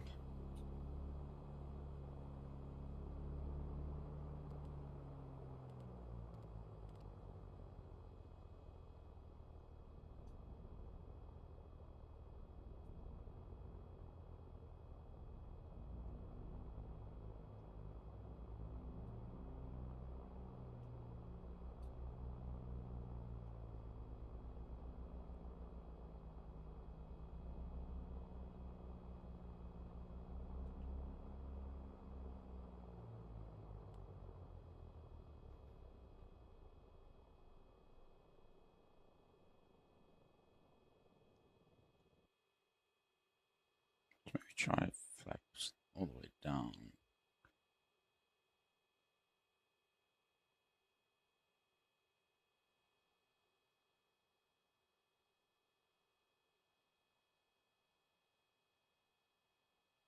Throw it in reverse.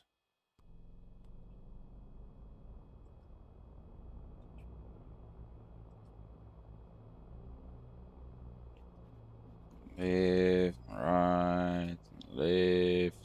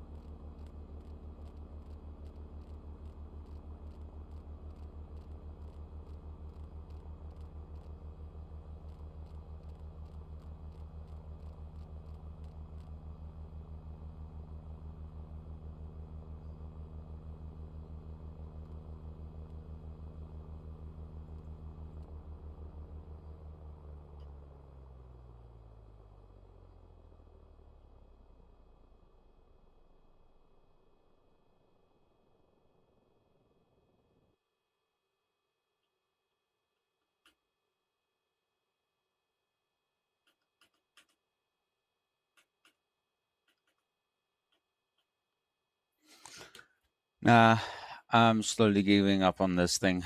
Like, honestly. I'm honestly giving up on this. Recover plane, recover.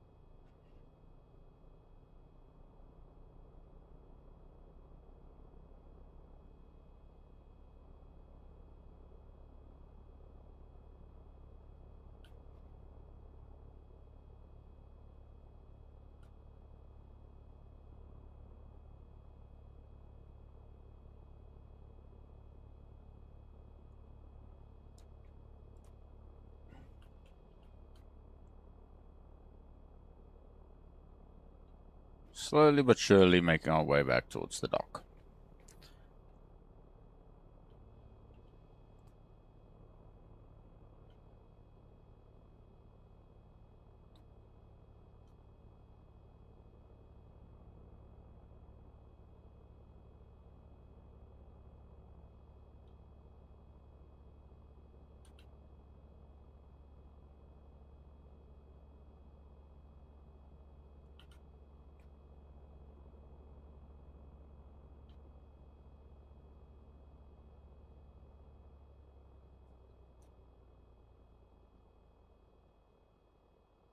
Ah, ah, ah, ah, ah, ah, ah, ah, ah.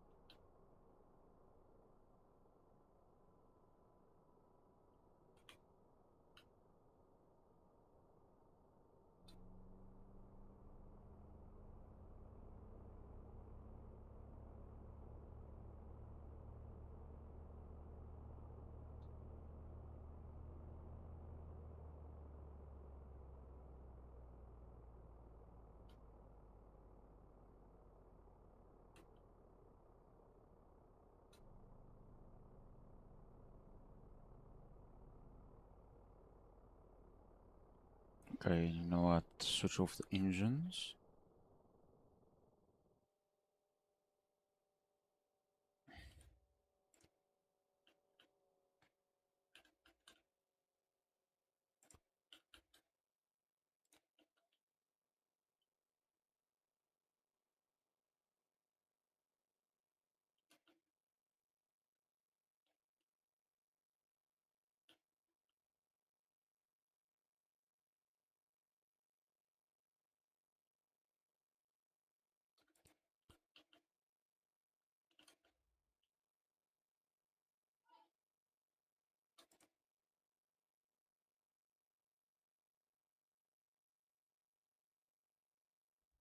Okay. Then here.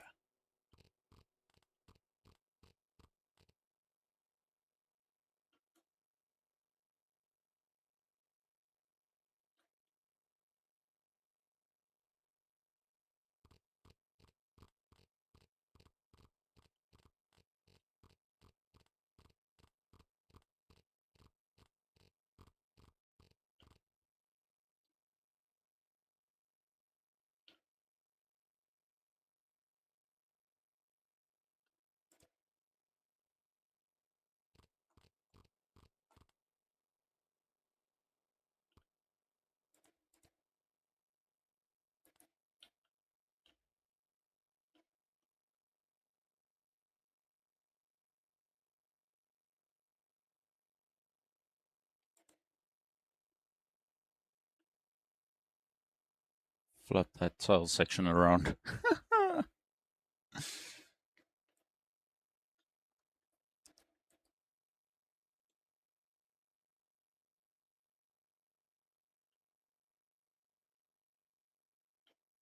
And then hooking it up there.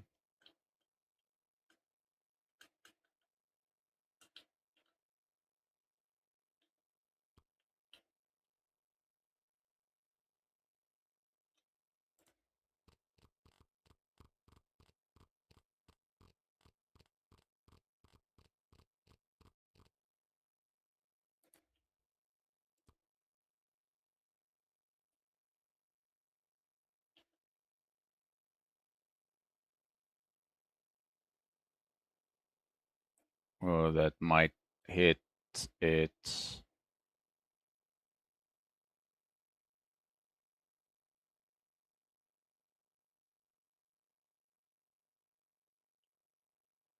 Let's do this. There.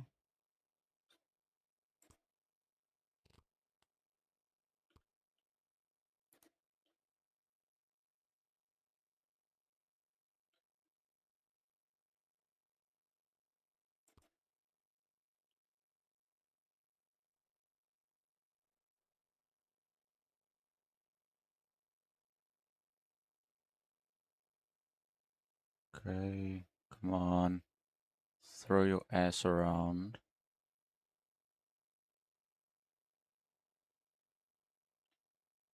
Okay, now yank this direction.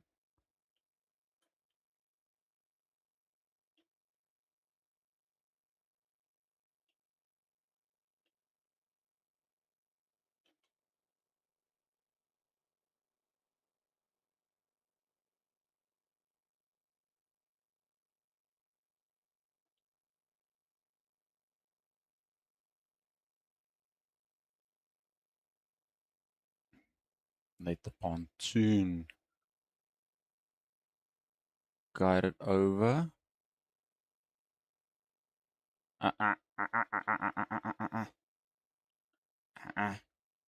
No. There we go. There we go. Now that's just perfection.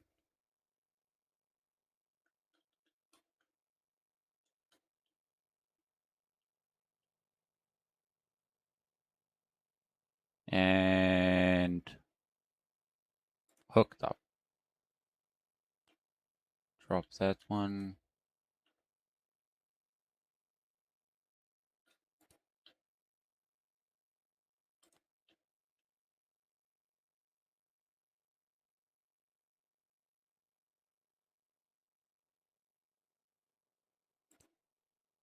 There we go. Get it nice and stiff.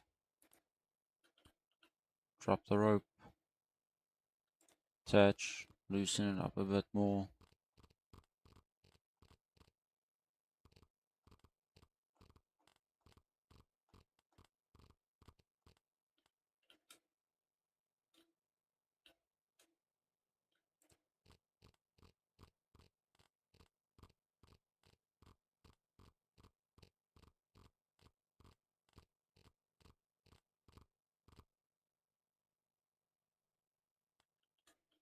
Made it sit very stiff there.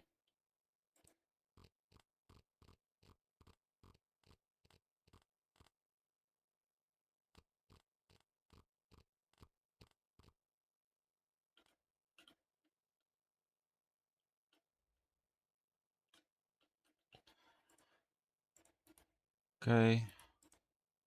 Grab all of my packages.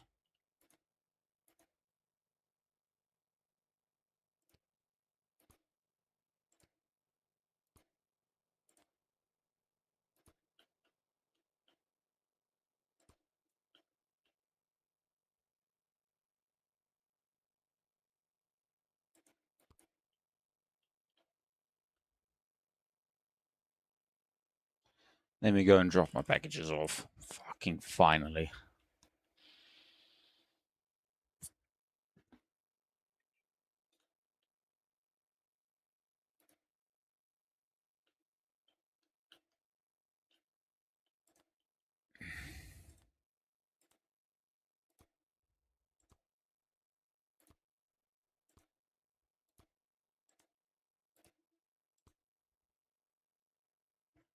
Okay.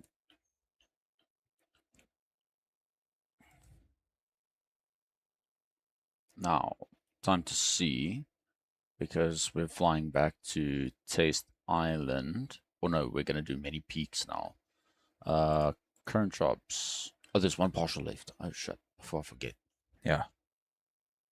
Because I kind of forgot that I still have one partial left to deliver. Then it's all jobs completed for this one.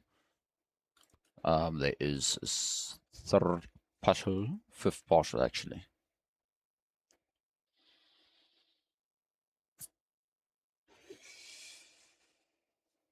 Okay, finished. Okay, so the new one. Navigation to Many Peaks. Many Peaks Cove. 1, 2, 3, 4, 5. Shit, there's actually quite a lot. 1, 2, 3, 4, 5, 6, 7, 8. So I can take. I think I can take actually pretty much all of them because there's about 4 racks on each side, then or 4 mountings on each side. So 1, 2, 3, 4, 5, 6, 7, 8, 9, 10. And I can place a couple in the trolley, so I can pretty much take all of these jobs. I just have to keep track of where's which.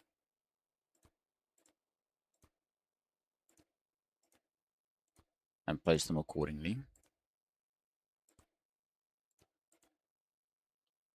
I can actually take my trolley, go and start loading, and then the next 4 I'll leave inside of the trolley, so I'll just have to double check which ones are which. Okay, so these are for Mini Peaks, Taste Island, Mini Peaks. So this, oh, that one, there, that one, there, that one, there. And I think this was for Taste Island. This one we can leave to the side for now. So we're going to do one solid run towards Many Peaks and then back to Taste Island and then see what else we can do. I really wish I actually took the other Many Peaks partials as well. That would have really helped out a bit more. Would have made it a lot less trips, but hey, what can you do? because after the trip towards Mini Peaks Cove, what I'm going to do then, okay, just see here, this is for Taste Island. We're going to leave that one there, there, there, there. Our last set of partials. I should have maybe packed the Mini Peaks first before taking the Taste Island. Um, I feel like this is a bit of a weird way of doing it, but hey, you gotta do what you gotta do.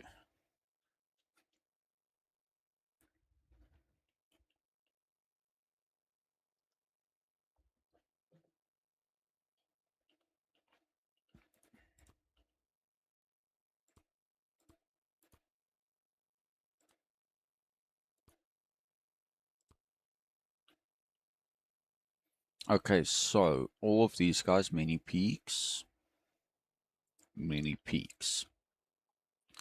Yeah, I think I did it a bit stupid, honestly.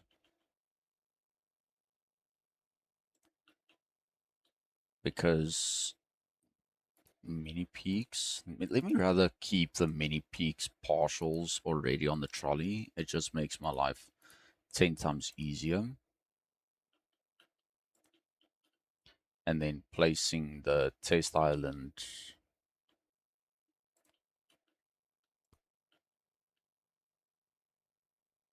or yeah, Taste Island Depot products close to each other. Okay, now comes the trickier part, getting the plane undocked and ready for takeoff procedure again. Wow. This is going to be a very short fucking runway, that I already know. So we can actually detach it here and then pull the rope.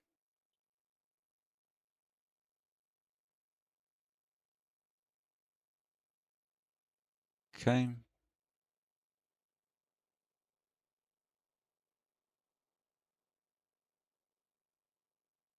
Because I've left more than enough slack.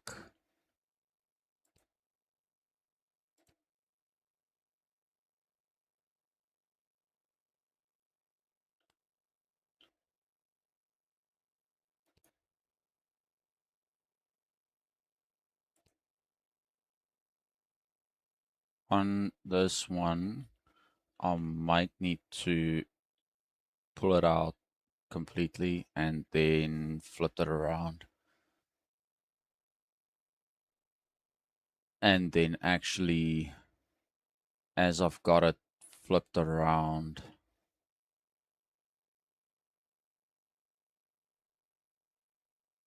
okay, pull it far enough. And then start yanking on the rope.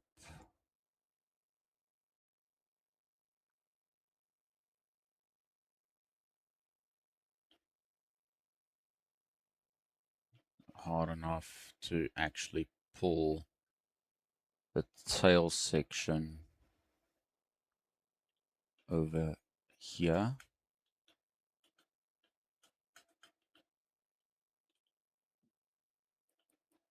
Okay, tail's gonna hit. That's fine. Luckily, there's no physical damage in this game.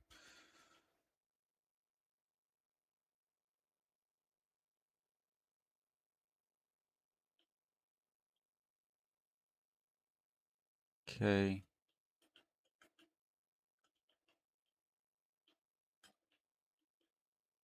I can actually do this and attach it right there. Then keep the tension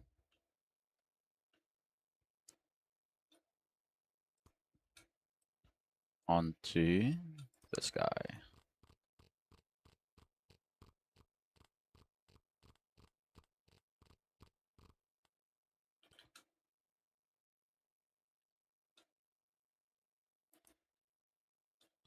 Drag it a bit closer towards this side. See, this is the whole entire trick and philosophy around it. You just have to constantly keep tension and release the tension on the one side. so that it makes your life 10 times easier, because I'm also going to have to kind of refuel the plane in a way, because earlier wasted a lot of fuel when it was still stuck.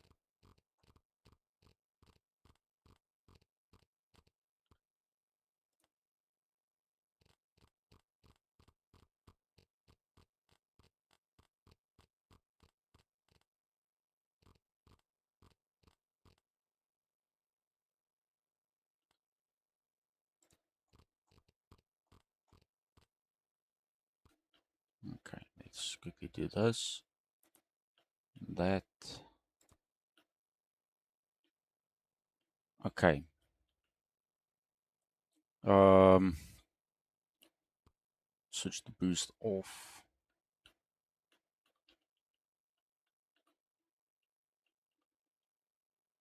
Only picks up 3 tanks, which is fine. Fill levels. Okay, coolness. There. Cool.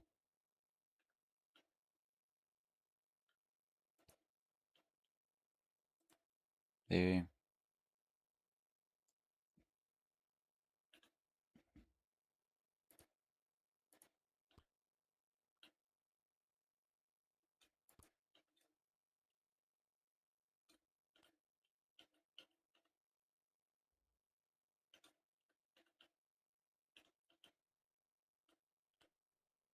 Now we can close that little hatchlet again.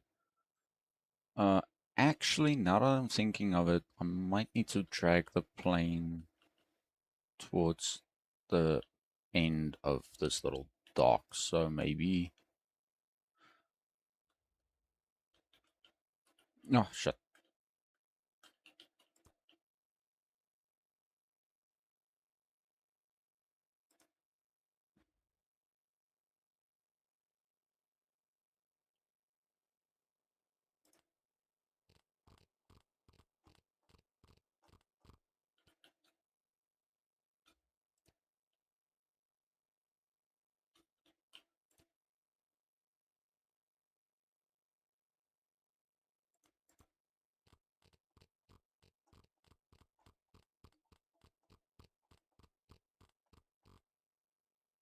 Ugh. I keep on scrolling down, not up. Ugh, up but not down.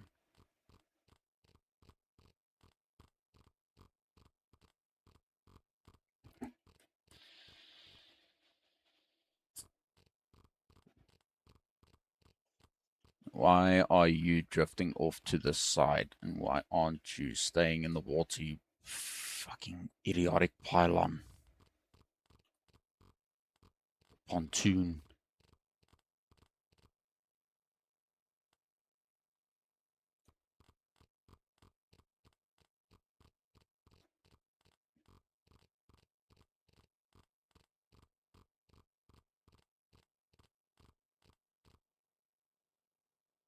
Okay, there we go.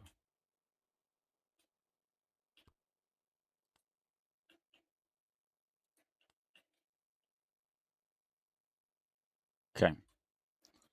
We can actually start up our plane so long. Booster to normal. Throttle to 0. That to 0.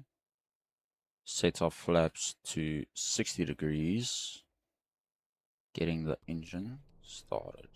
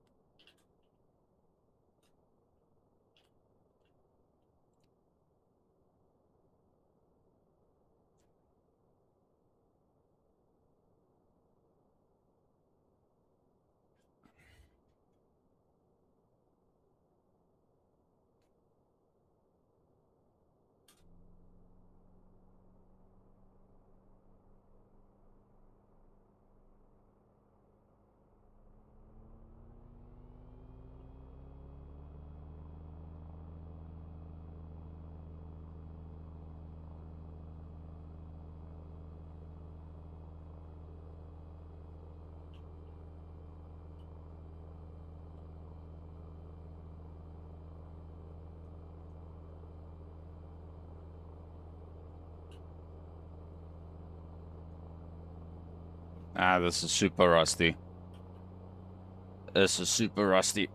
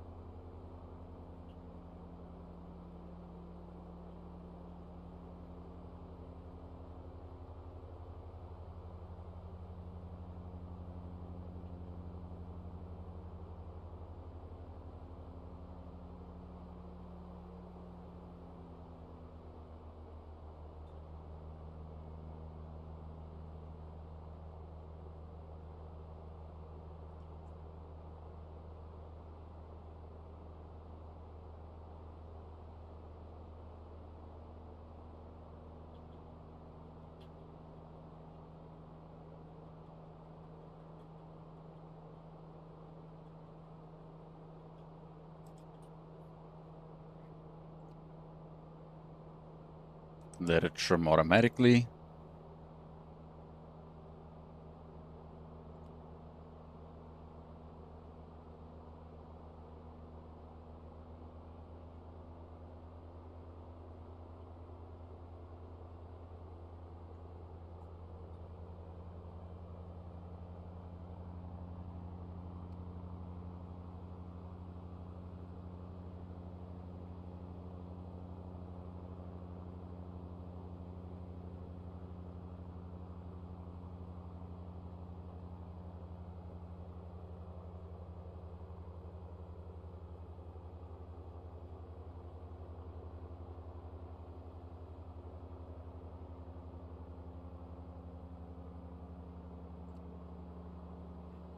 Okay.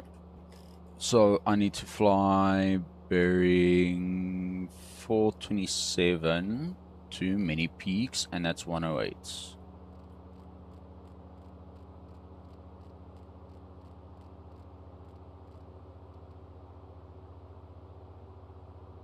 That was 108.3.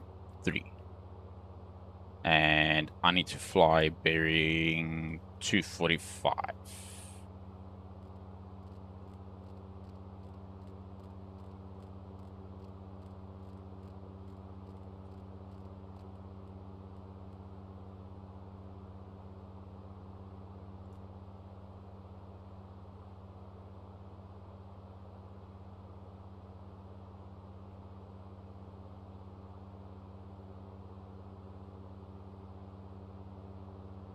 Literally on that small little line.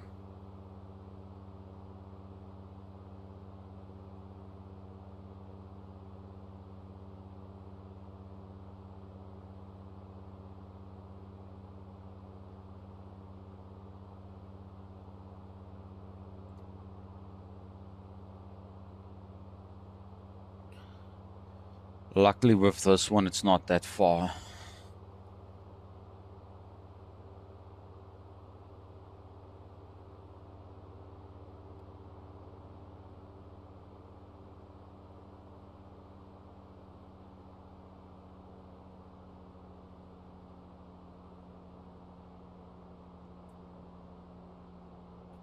And if I'm not mistaken, yeah, it's gonna have to be an approach over and then around.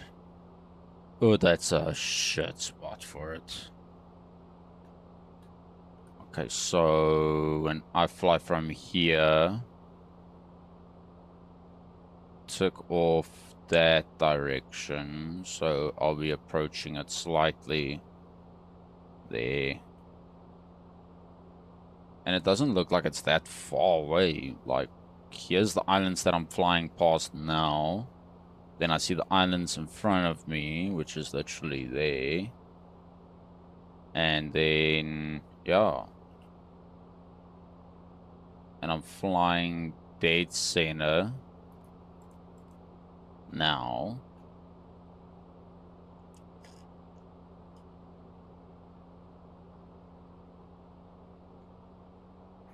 keep the prop pitch, no, keep the prop pitch on low.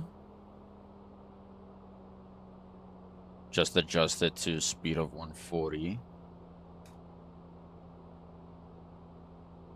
And then my fuel consumption and my RPMs are going to be just fine. Yeah, my temps are solid. My fuel consumption is lower. Damn. Okay, so prop feather, it's all about there. Propeller, physical, RPM management, all about there. Then it's perfect.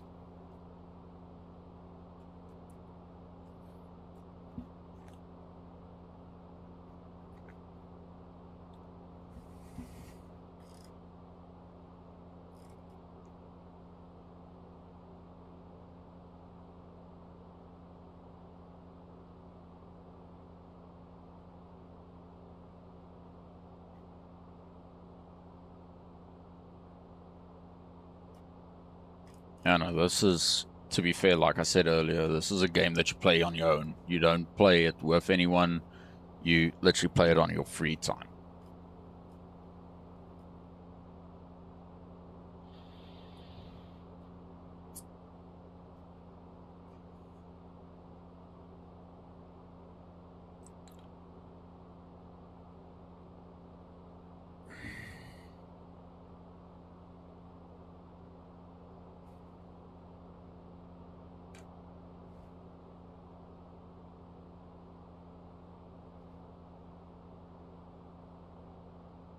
Easiest method, always take your prop feathering and just give it one quick tap. Then it drops till about there.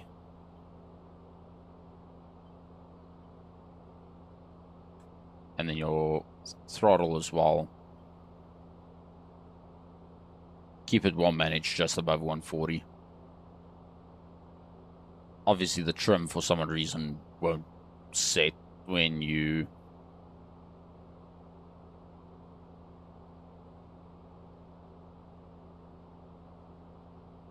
do your thing.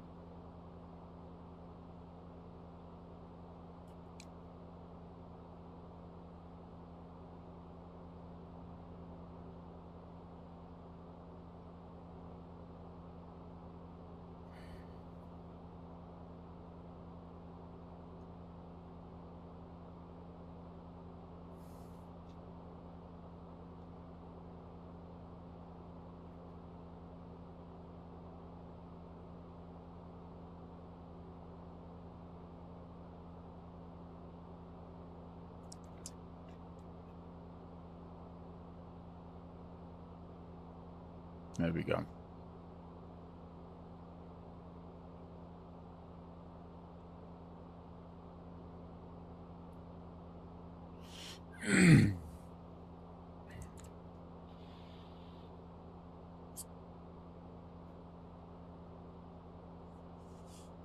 These constant bots that says top views streamboo.live, like seriously, it's annoying.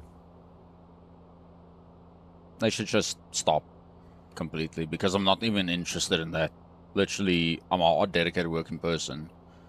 If I want views, I'll work the hard way for it. I'm not gonna go cheat mode and say, oh yeah, no, there's definitely yes.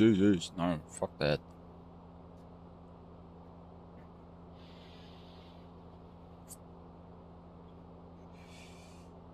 I might need to hook up my joystick for the next stream on this game. But next stream is gonna be War Thunder again. Ground Sim battles, so yeah. Let's go check okay, so I'm flying over this section now. I think, yeah, that piece is there. Then there's a mountain ridge with a small little, yeah, I'm definitely right here. So as soon as I get over this section, then I'll see my destination.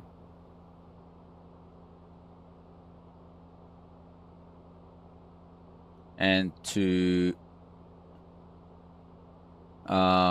what is that?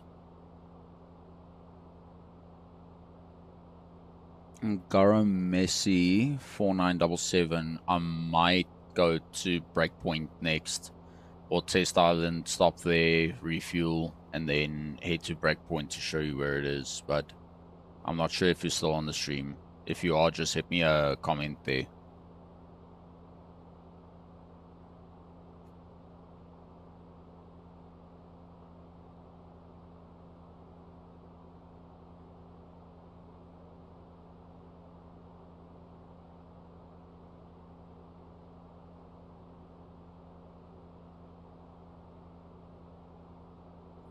Not even sure if bro's still there. Like,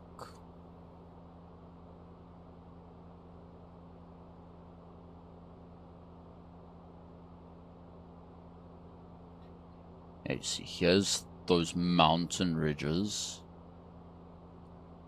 And I feel like that next stop should be down there somewhere. I've got a gut feeling that tells me that. Nope, not.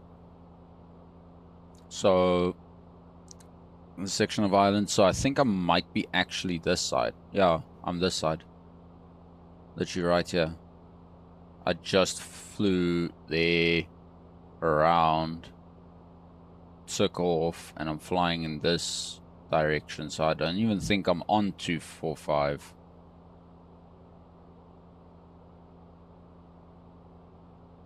So it might even pop up on my left. Yeah, on my right side somewhere.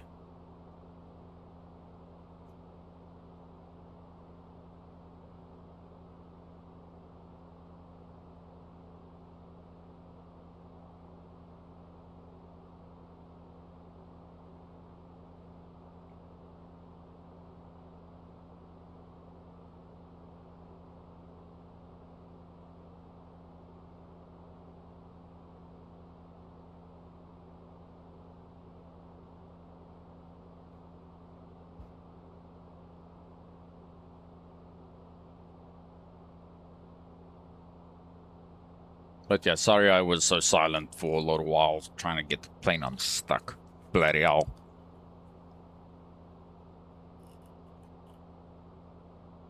Yeah, here's that massive cove-looking structure right here. Or it might be passing straight through. Yeah, it's passing straight through. There's that cove structure. So my destination will be literally just after that area there. So I'll have to go over it, come around, and then land from bearing 3. From bearing 21. 120.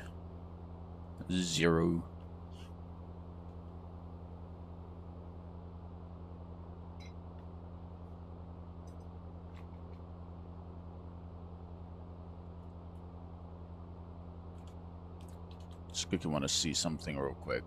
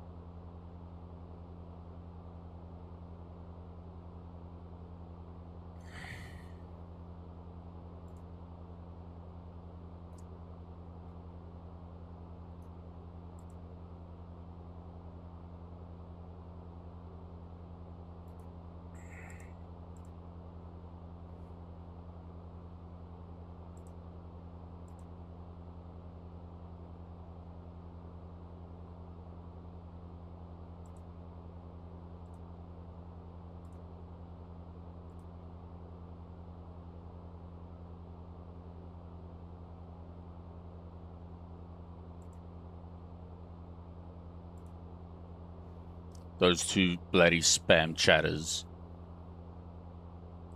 Ugh. Had to place them on a bloody timeout because, damn.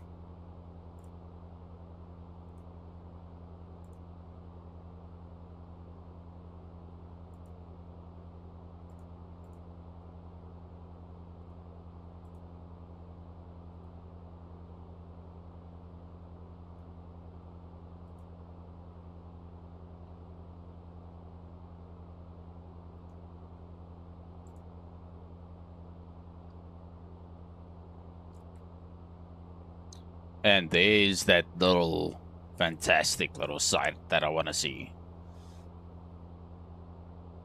Okay, I'm going to take a bit of a better approach at this.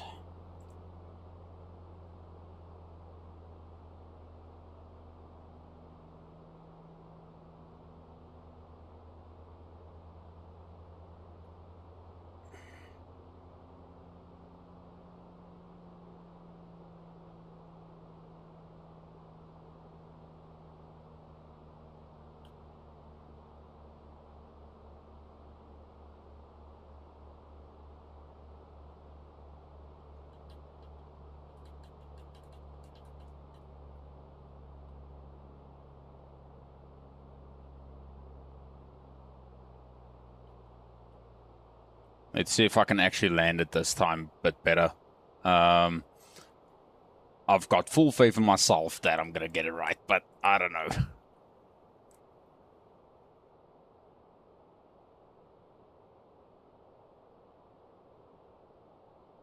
Yeah, there's a body of water there.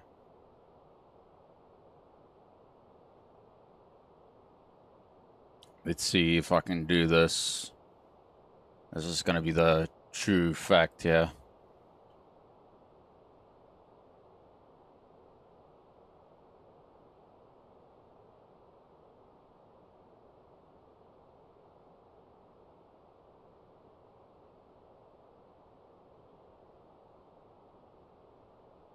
Just want to peek over this little hill. Let's see if I actually made my turn to the right one.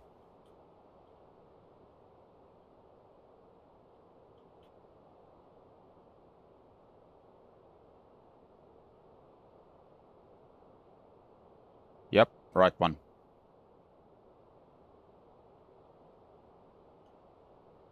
Place flaps at 30.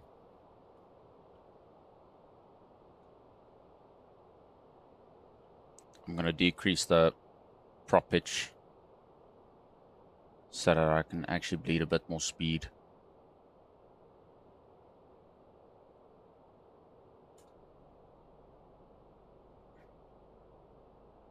Keep my speed at about 80. Drop the throttle.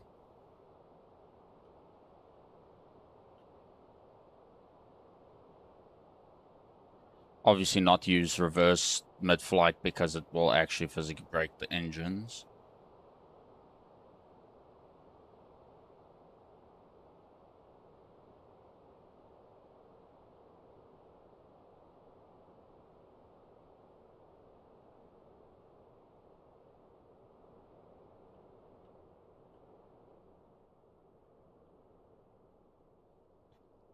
Okay, where do I need to dock, though? That's the bigger question. Right there.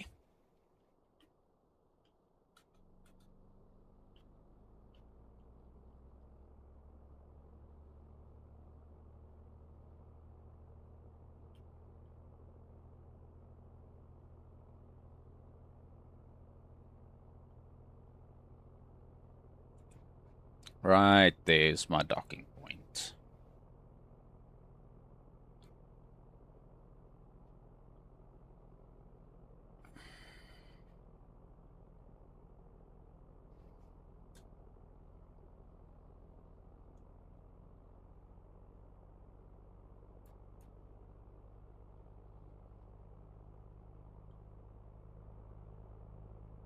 We're actually moving relatively quick on the water. I'm quite surprised.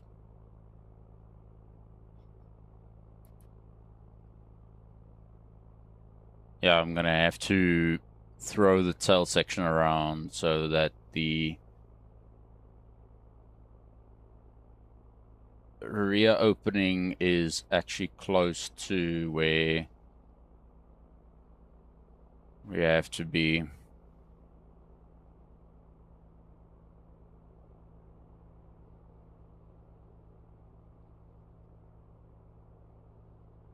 Let's just have to watch out for my pontoons on this.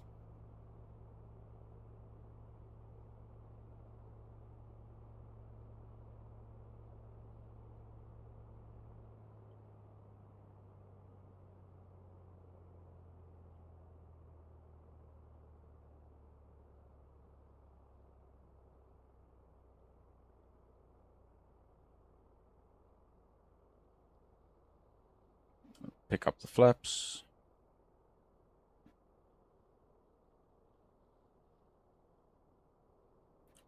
Okay.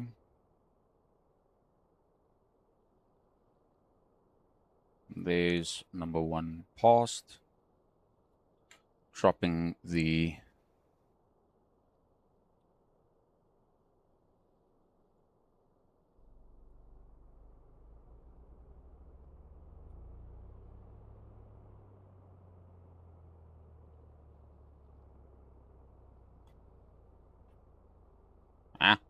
what the fuck am I hitting?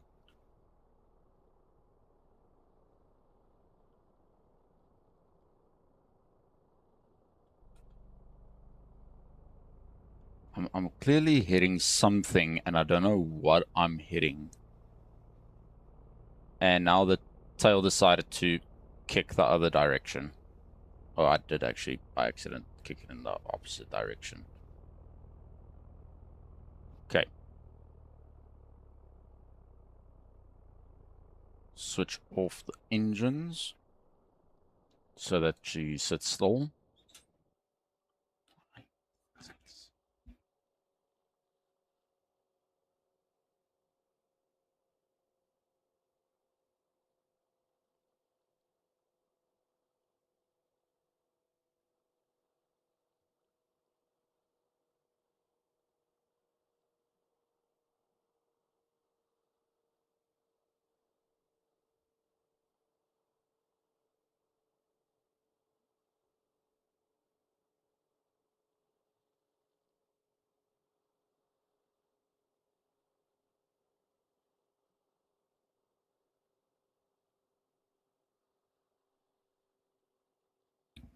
My apologies for that, you guys.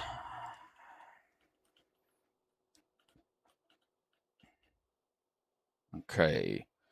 Number 1. And attach the rope. And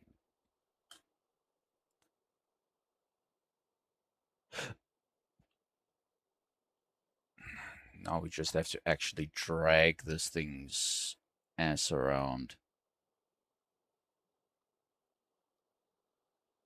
And hope it actually works.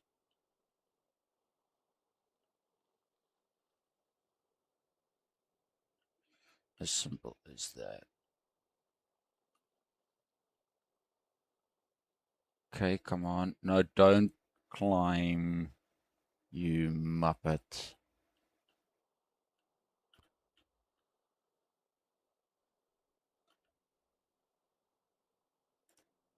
Listen, can you're like I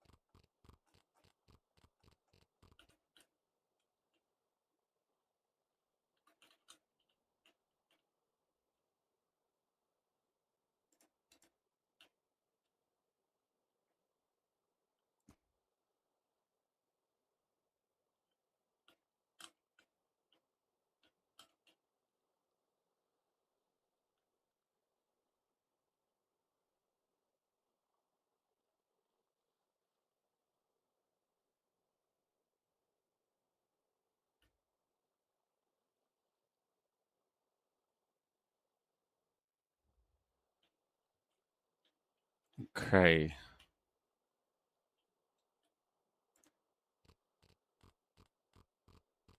There we go. There we go. Finally.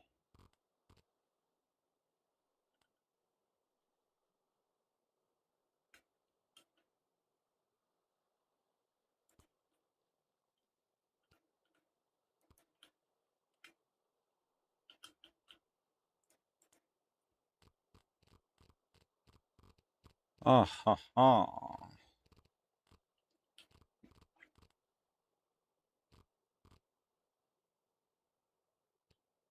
There we go.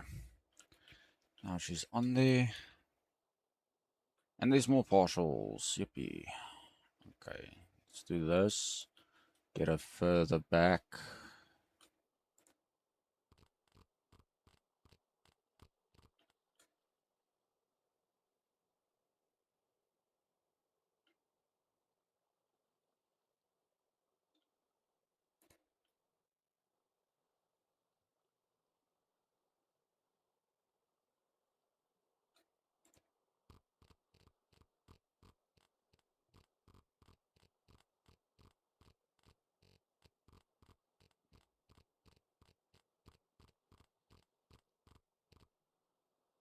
Okay, get that nose section a bit closer.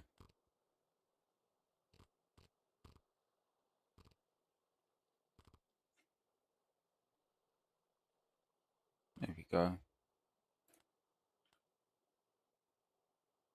And then for here, we can actually move that a bit closer. Detach and reattach. Keep the tension on her. Okay, there we go. Now we can actually, this is for Mini Peaks Cove.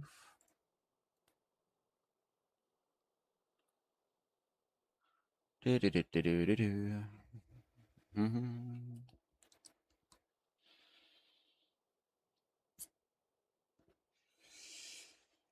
Now we can actually take the partials that we've got.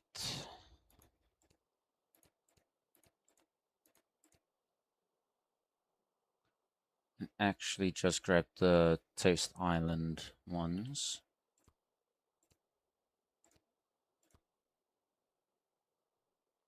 There's Nest. Now we're going to taste.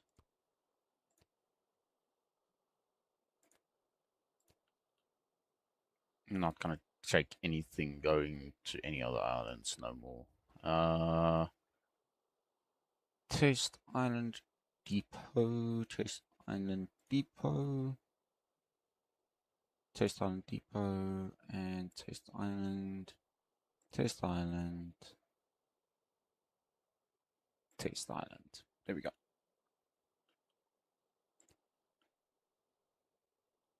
Then we can actually load these guys onto the plane and then take the rest back to the, what do you want to call it?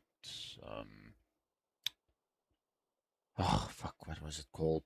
To Test Island Depot, and then, yeah, then we're finished. So everything that I'm going to do now, Test Island Depot, many peaks, many peaks, many peaks, many peaks. Coolness. Take these guys, start packing them up.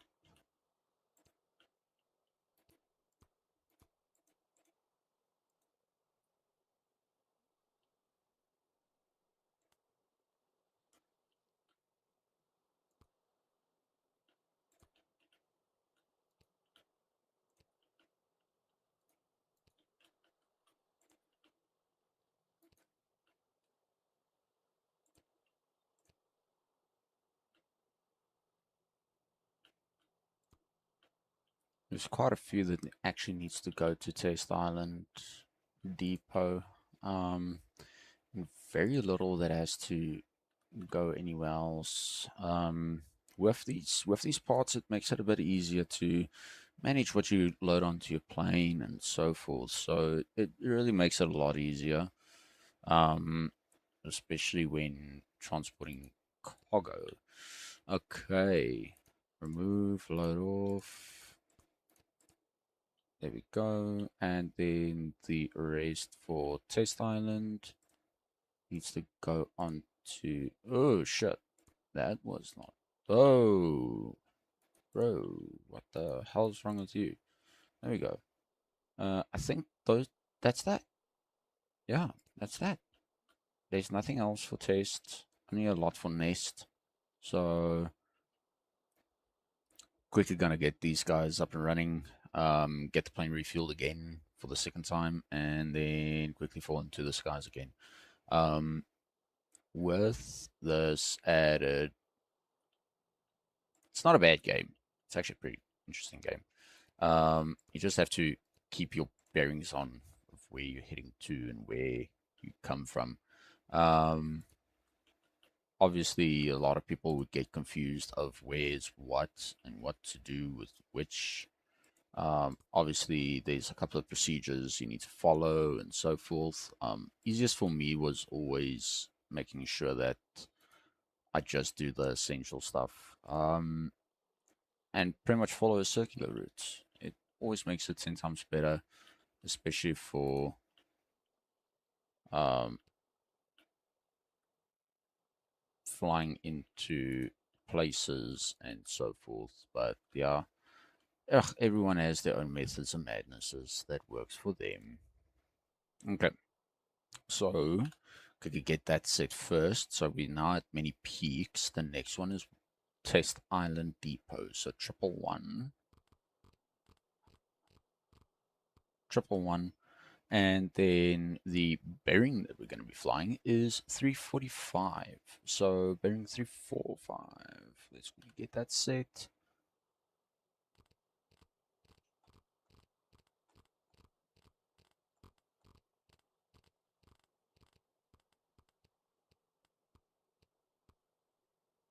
Just quickly make sure that we're actually center lining.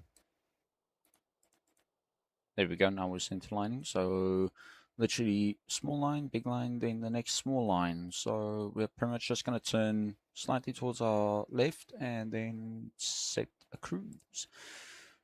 Door is closed. We're going to start up the engines again. Make sure our throttle's down. Make sure our prop feather is down. Set the flaps to 30 degrees. And start engine 1, start engine 2. Obviously with your throttle, just set it slightly upwards so that you'll freely be able to actually move out of here. Okay. And then hard right, left rudder. And yeah, here on you can pretty much do whichever method works best for you.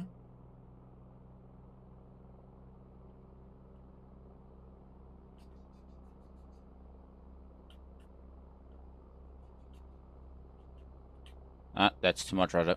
Too much rudder.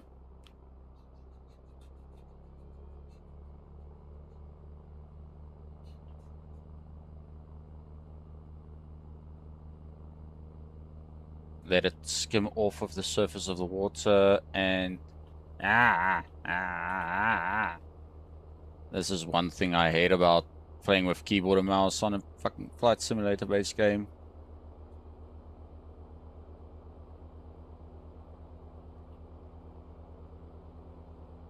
Okay.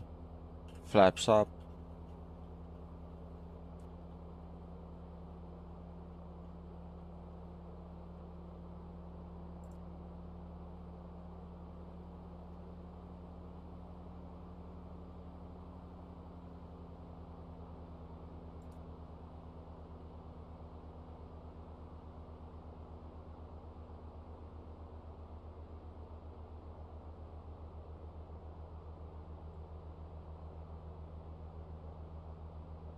We're pretty much already directly into our correct bearings, so what I'm going to do is I'm just going to set my autopilot again.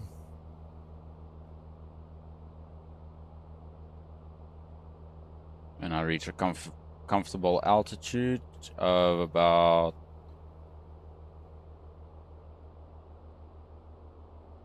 more or less right there, maybe. Yes. Obviously the plane's going to dip a bit.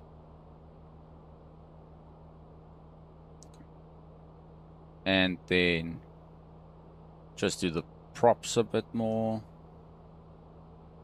till about there. Throttle's at the correct position right there. Then we're in our fuel efficient mode. Just perfect. Temperatures are looking solid. Kilograms per hour is solid. Fuel is full. Speed is about 130. So now we're cruising again. And I see the stream is actually running pretty smooth. So I hope you guys enjoy it. We can actually set... Yeah, the starter...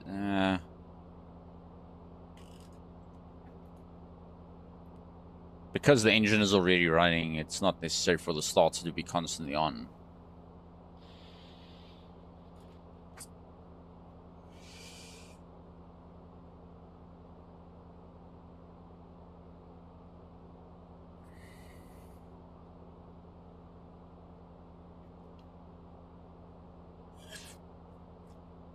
But yeah, I really hope you guys enjoyed the stream for today. Luckily, the backup replay is going to be on YouTube as it is now currently streaming. It's still going to be there under the live stream section. So whenever you guys want to rewatch it again, just tap the throttle just like a little bit. And for the props, a little bit as well. So it balances out on 130. Backup stream will be on YouTube directly, so you guys will still be able to actually catch it there if you guys missed it on Twitch. I believe there will still be a backup on Twitch, just I don't know for how long. So whenever you guys want to watch it again, it's on YouTube, it's on Twitch, it's everywhere. Then you guys can freely watch it, go and check it out a bit. If you want to check out the game though, I'll base it in the Discord community so that you guys can actually check it there. It's not really going to be that bad. It's actually a pretty fun game. It just makes it better if you have a HOTAS to actually play the game with. But the one thing I really wish they did was actually make it co-op so that you'll be able to play with your friends and also get a bit of a better experience. For instance, like I was struggling to get it loose. Literally, that would help having someone else playing with you. But obviously, when you say recover plane, then you can just reposition it away from land, and then it's there. I thought, I have to go and rebuild it and everything like that, but clearly not. But yeah, you guys. Stream is shortly going to end, so I'm still going to be here for a couple of minutes more till we land at Test Island Depot and then unload all of our cargo. Then I'll be able to answer a couple of questions for you guys if you guys have any. So freely pop a question there in chats. I'll freely answer it, or even in the Discord and the main chatters. It's there. Just select your roles, just verify yourself and everything, and then you're in the Discord community. So yeah, stay tuned for any further updates in reference with this that I'll be able to give you guys and stuff like that. Obviously, I'm trying to keep the stream schedule every Saturday, but sometimes something falls ahead of time and then I can't. So if you guys miss a stream or think you're gonna miss a stream on a Saturday, don't be stressed. It's not really that big a deal. Streams will still happen over weekends. So either a Saturday or maybe even a Sunday afternoon. It will depend on everything like that. So I'll definitely be sure of adding a schedule on the Discord in YouTube and Twitch. Just pretty much copy paste or at both those chats to be able to notify you guys. Listen, stream almost about to start. Come and join in and chat a bit, so forth. But yeah, I'll check on that one as well in reference with it. So whenever you guys have any form of questions, don't be afraid to ask them, because I'm always here to answer questions. If it's about a certain game, what is my opinion about something else, I'll freely be able to answer it for you guys and give you guys my honest opinion about it. So pop a couple of questions, I'll see to get to them as soon as possible.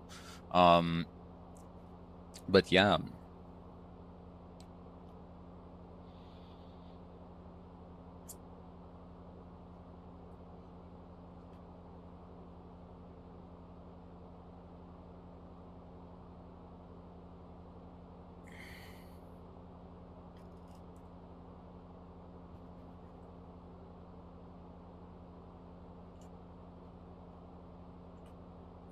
I actually want to respond.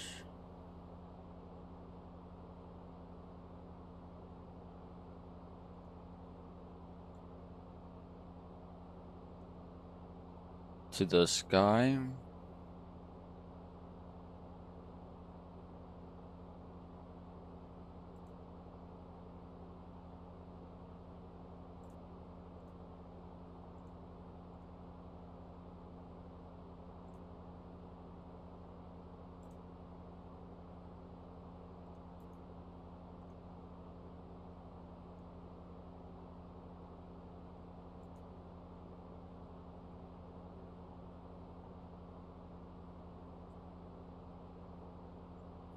But yeah, to get back to the person in YouTube who commented something, with that added, remember you need to look for where your small anchor point is. Some of them will show actually where it is.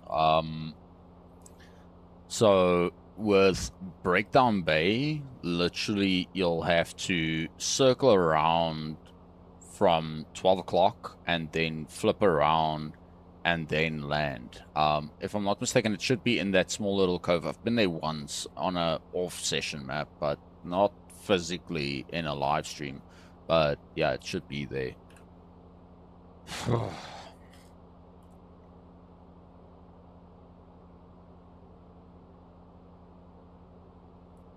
Now it's just pretty much flying straight line over this massive stretch of ocean.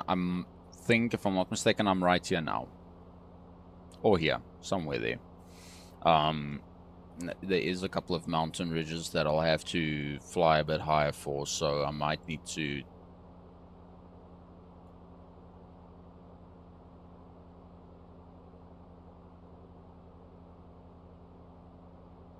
get that set now.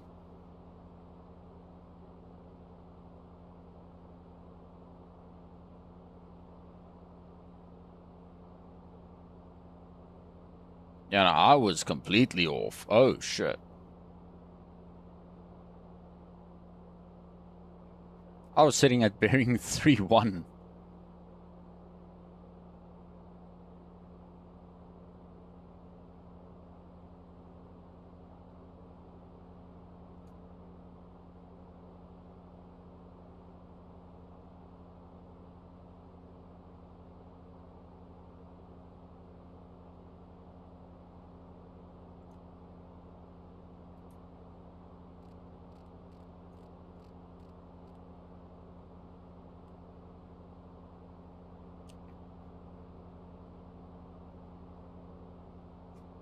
But yeah, nah. Today's stream is a bit quiet, but that's fine. That's minor. Obviously, Sundays, not a lot of people want to watch live streams, so I'll deal with that. But I'm seriously gonna try to push streams every Saturday, you guys, just so you guys know as well. In reference with that.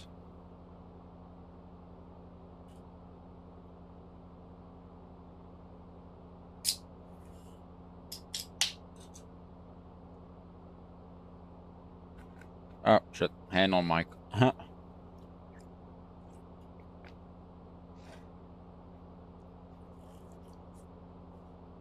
Okay.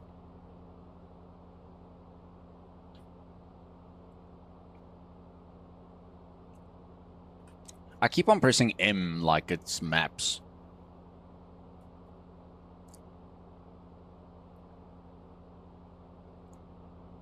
Yeah, so there's this section, which is here. I'm a bit off, I think.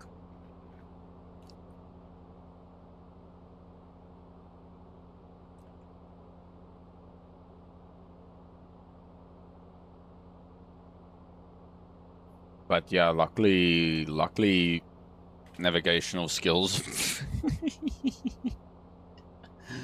uh...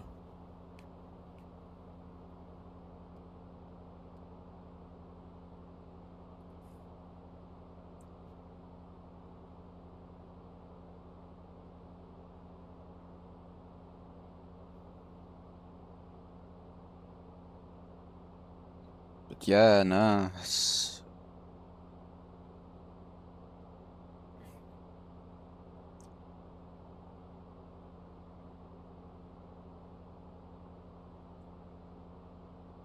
Like I said, this is actually a peaceful game, especially for Sunday streams. This is super, super peaceful. Like, you won't even believe how quiet it can be. Like, damn. And I mean, I've been streaming for almost 4 hours now. From 12 o'clock till about now. Well, a couple of minutes before 12. So, GMT +2. So, yeah. Like I said, I want to dedicate streams on Saturdays specifically. From about 11 o'clock till, let's say, about maybe 2 o'clock, 3 o'clock. To give you guys a bit more content, especially when playing games like this, or War Thunder, or DCS, or whatnot. But yeah, guys, there's a massive, massive upgrade that's coming closer to the end of the year for the setup and everything, and I'm planning on sharing that with you guys. What I'm going to be doing is changing the whole entire setup area inside of this little room where I'm sitting right now.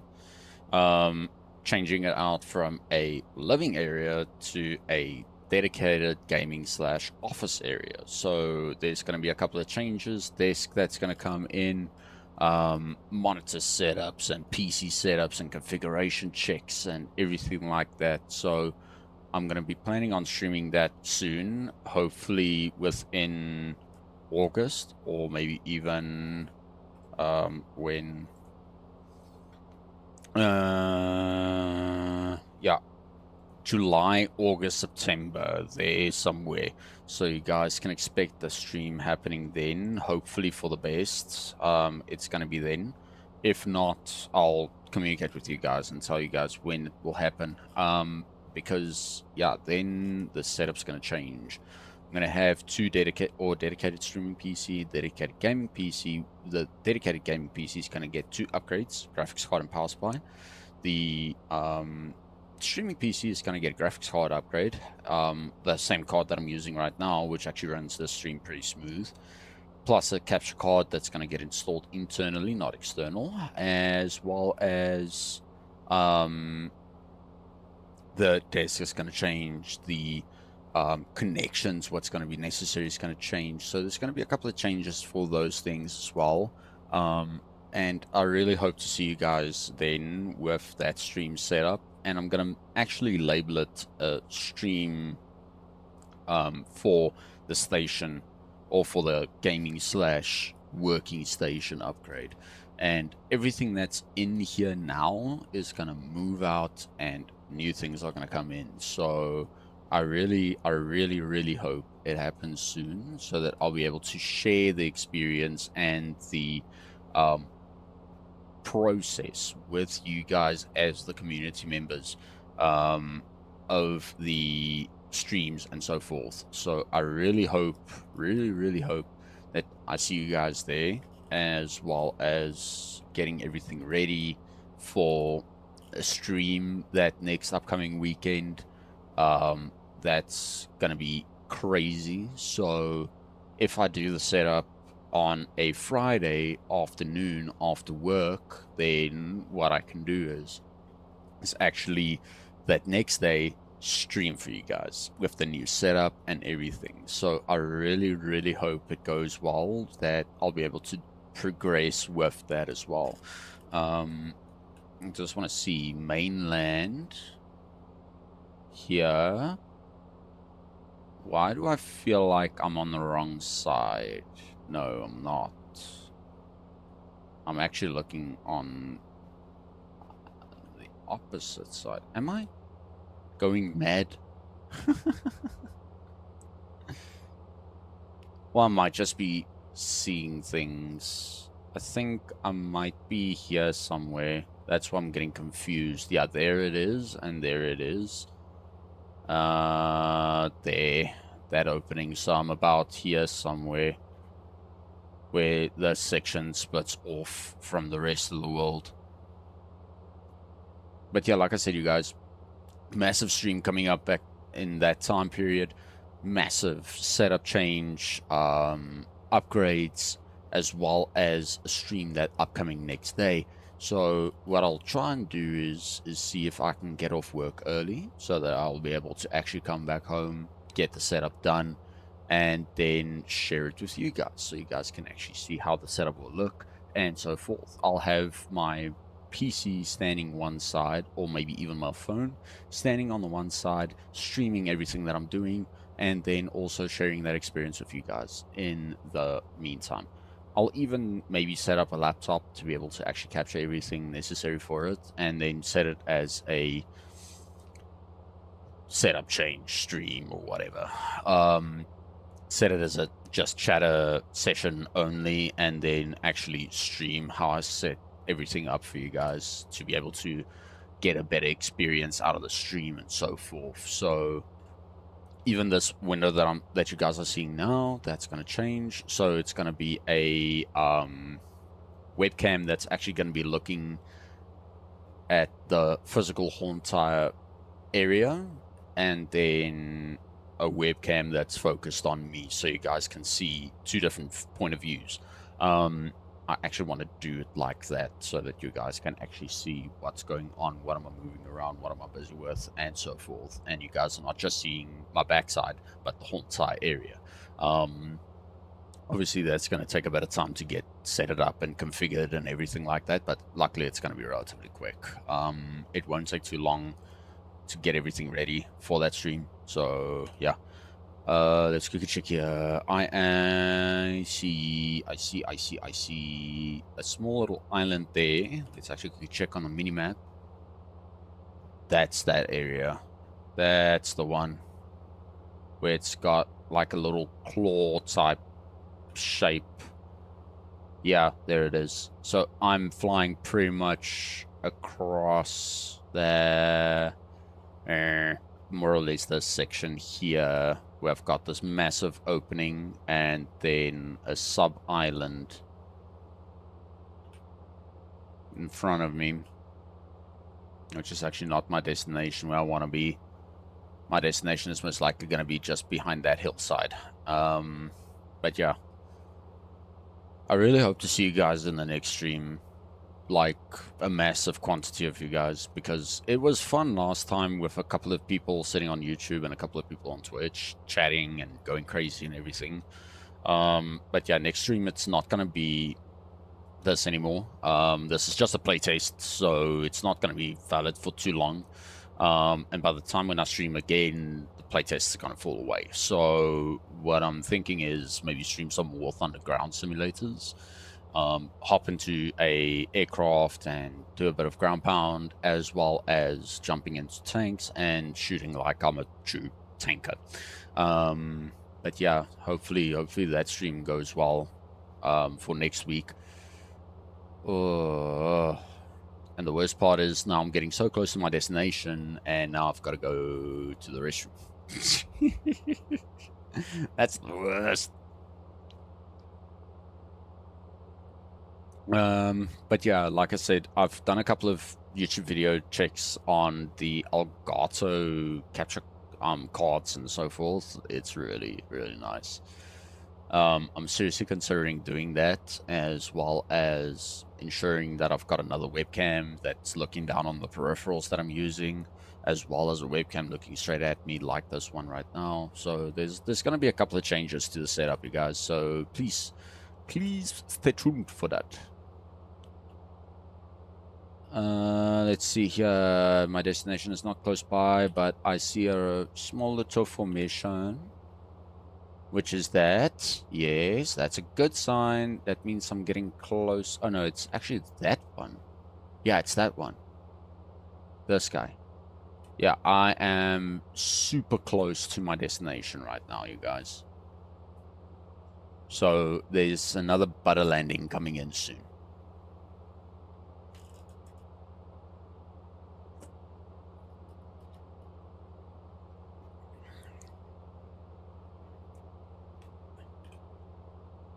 Hopefully it's going to be another butter landing.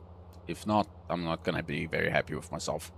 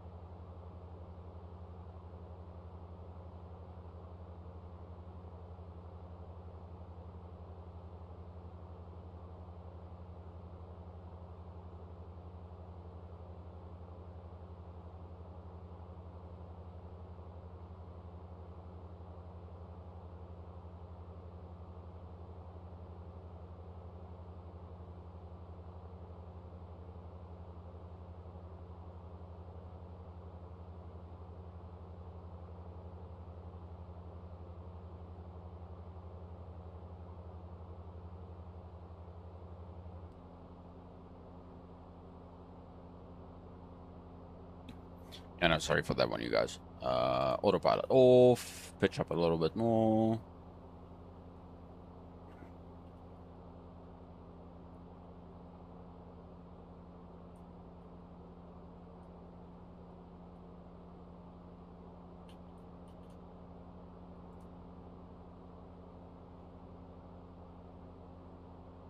And we should be seeing our small little base now anytime soon, because it should be literally right here.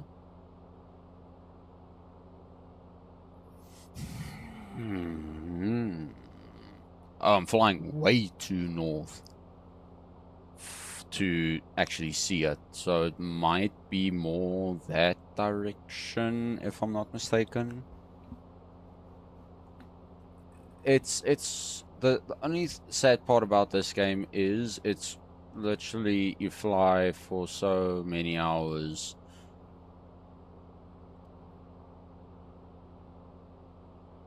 just to do deliveries for other people.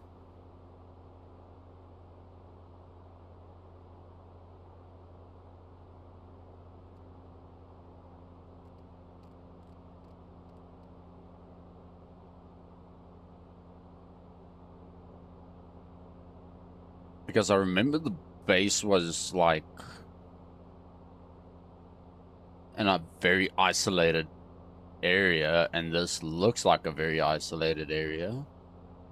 Unless I'm looking like my ass and I flew past it, which I highly doubt, because yeah, I'm flying in the right bearing, so it doesn't make sense if I missed it.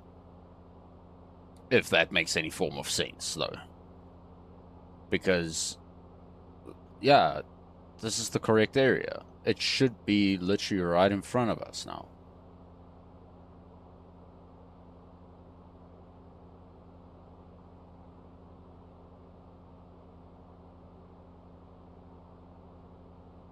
Why am I not seeing it? It should be literally right there.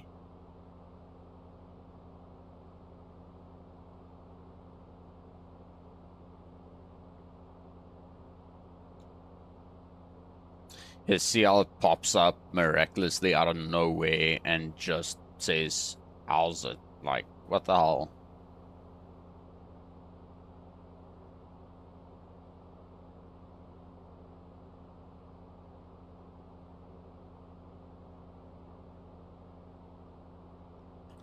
Well, unless I'm not there yet.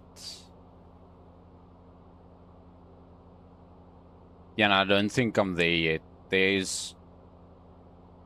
Yeah, no, I'm not there yet. Okay. Almost thought I'm going mad. Because I remembered seeing white cliffs over the ridge lines. So what I'm going to do is I'm going to deactivate autopilot again.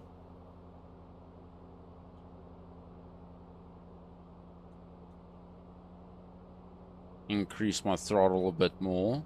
Turn on the boost.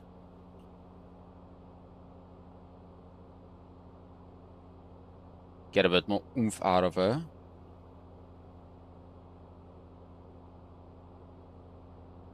Okay, deactivate booster.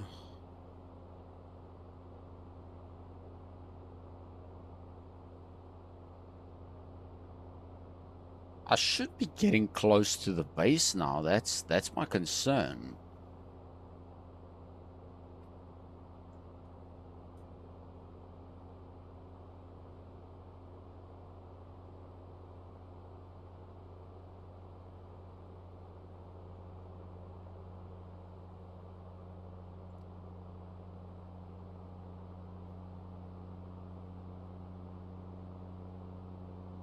Unless that's what my autopilot was. Fuck. Let's see if it's true.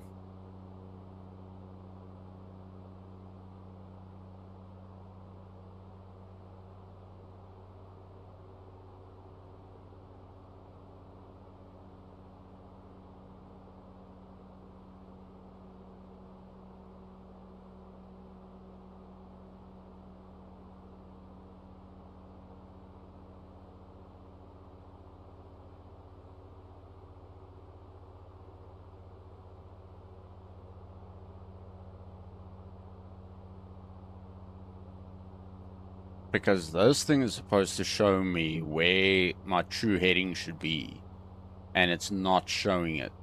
Like, it keeps on showing hard towards the one side. So I don't know if I'm going insane or if that thing is completely whack.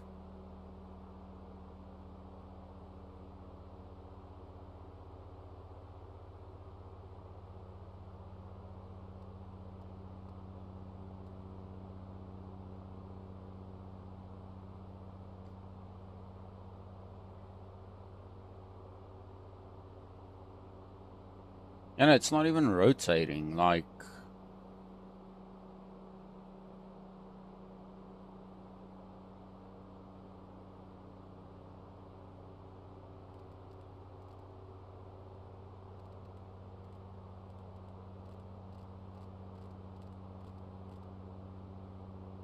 No fucking way. This thing wants me to fly semi 6 degrees.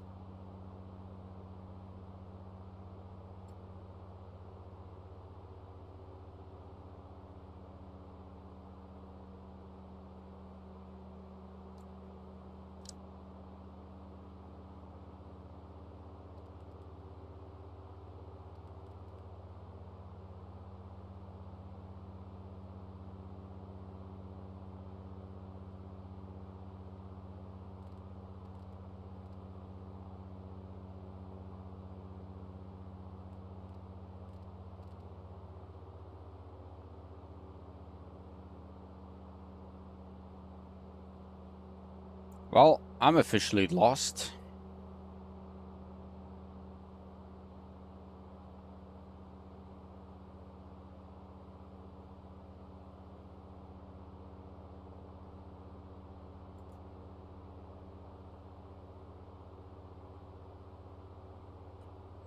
I am officially lost. Yet, I still think the base is back there. Because this is one massive... Yeah, no, the base is to my rear.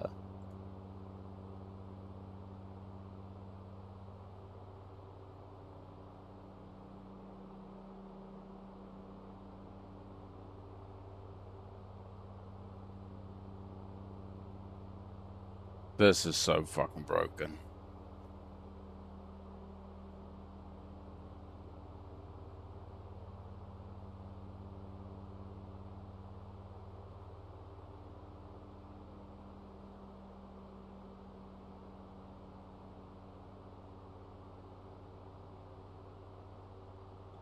Hence why I'm sitting and thinking this game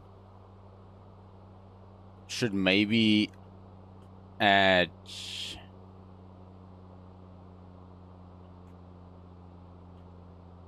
some form of clarification in regards with navigation, like a small little LCD screen that tells you, no, you're here on the map. Like, that would seriously help people not get confused on where they are, because shit. Stuff like this can really be annoying.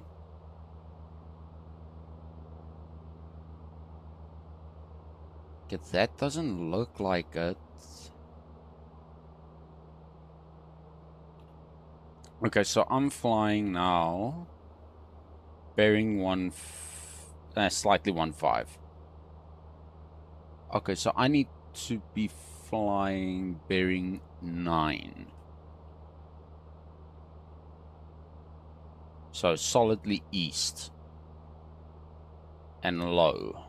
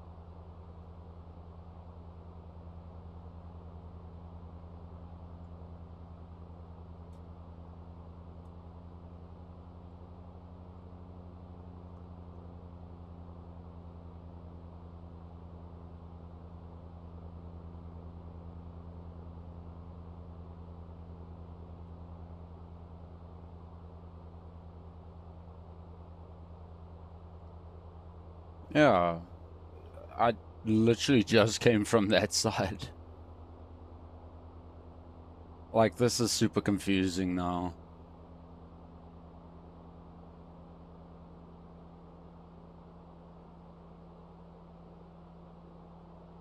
I feel like I completely missed the base somewhere. Like, it's that confusing.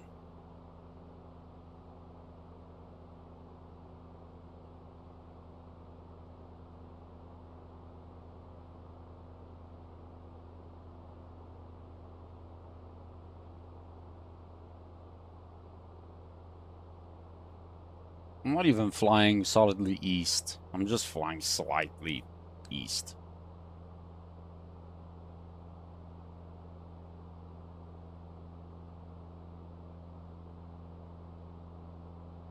And it should have popped up already, so it's quite concerning that it hasn't.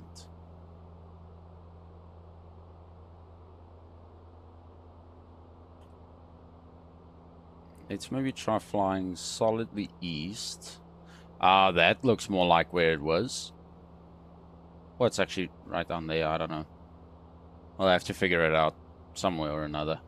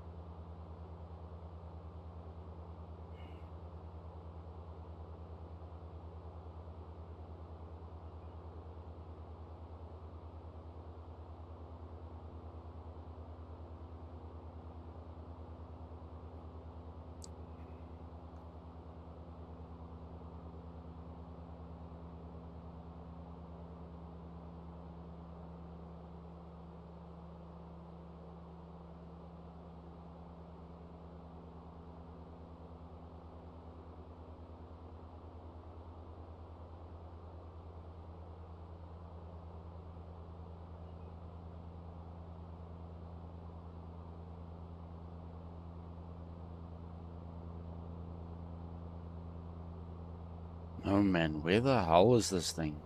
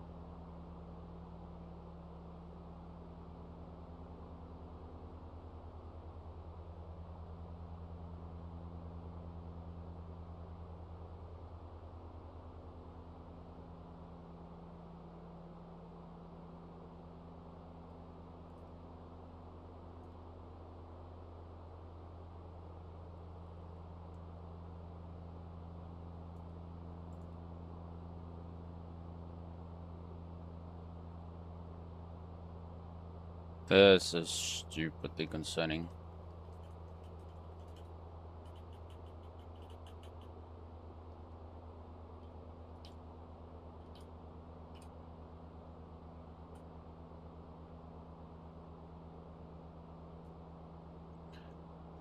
So, a enclosed ridge. Nah. Mm-mm.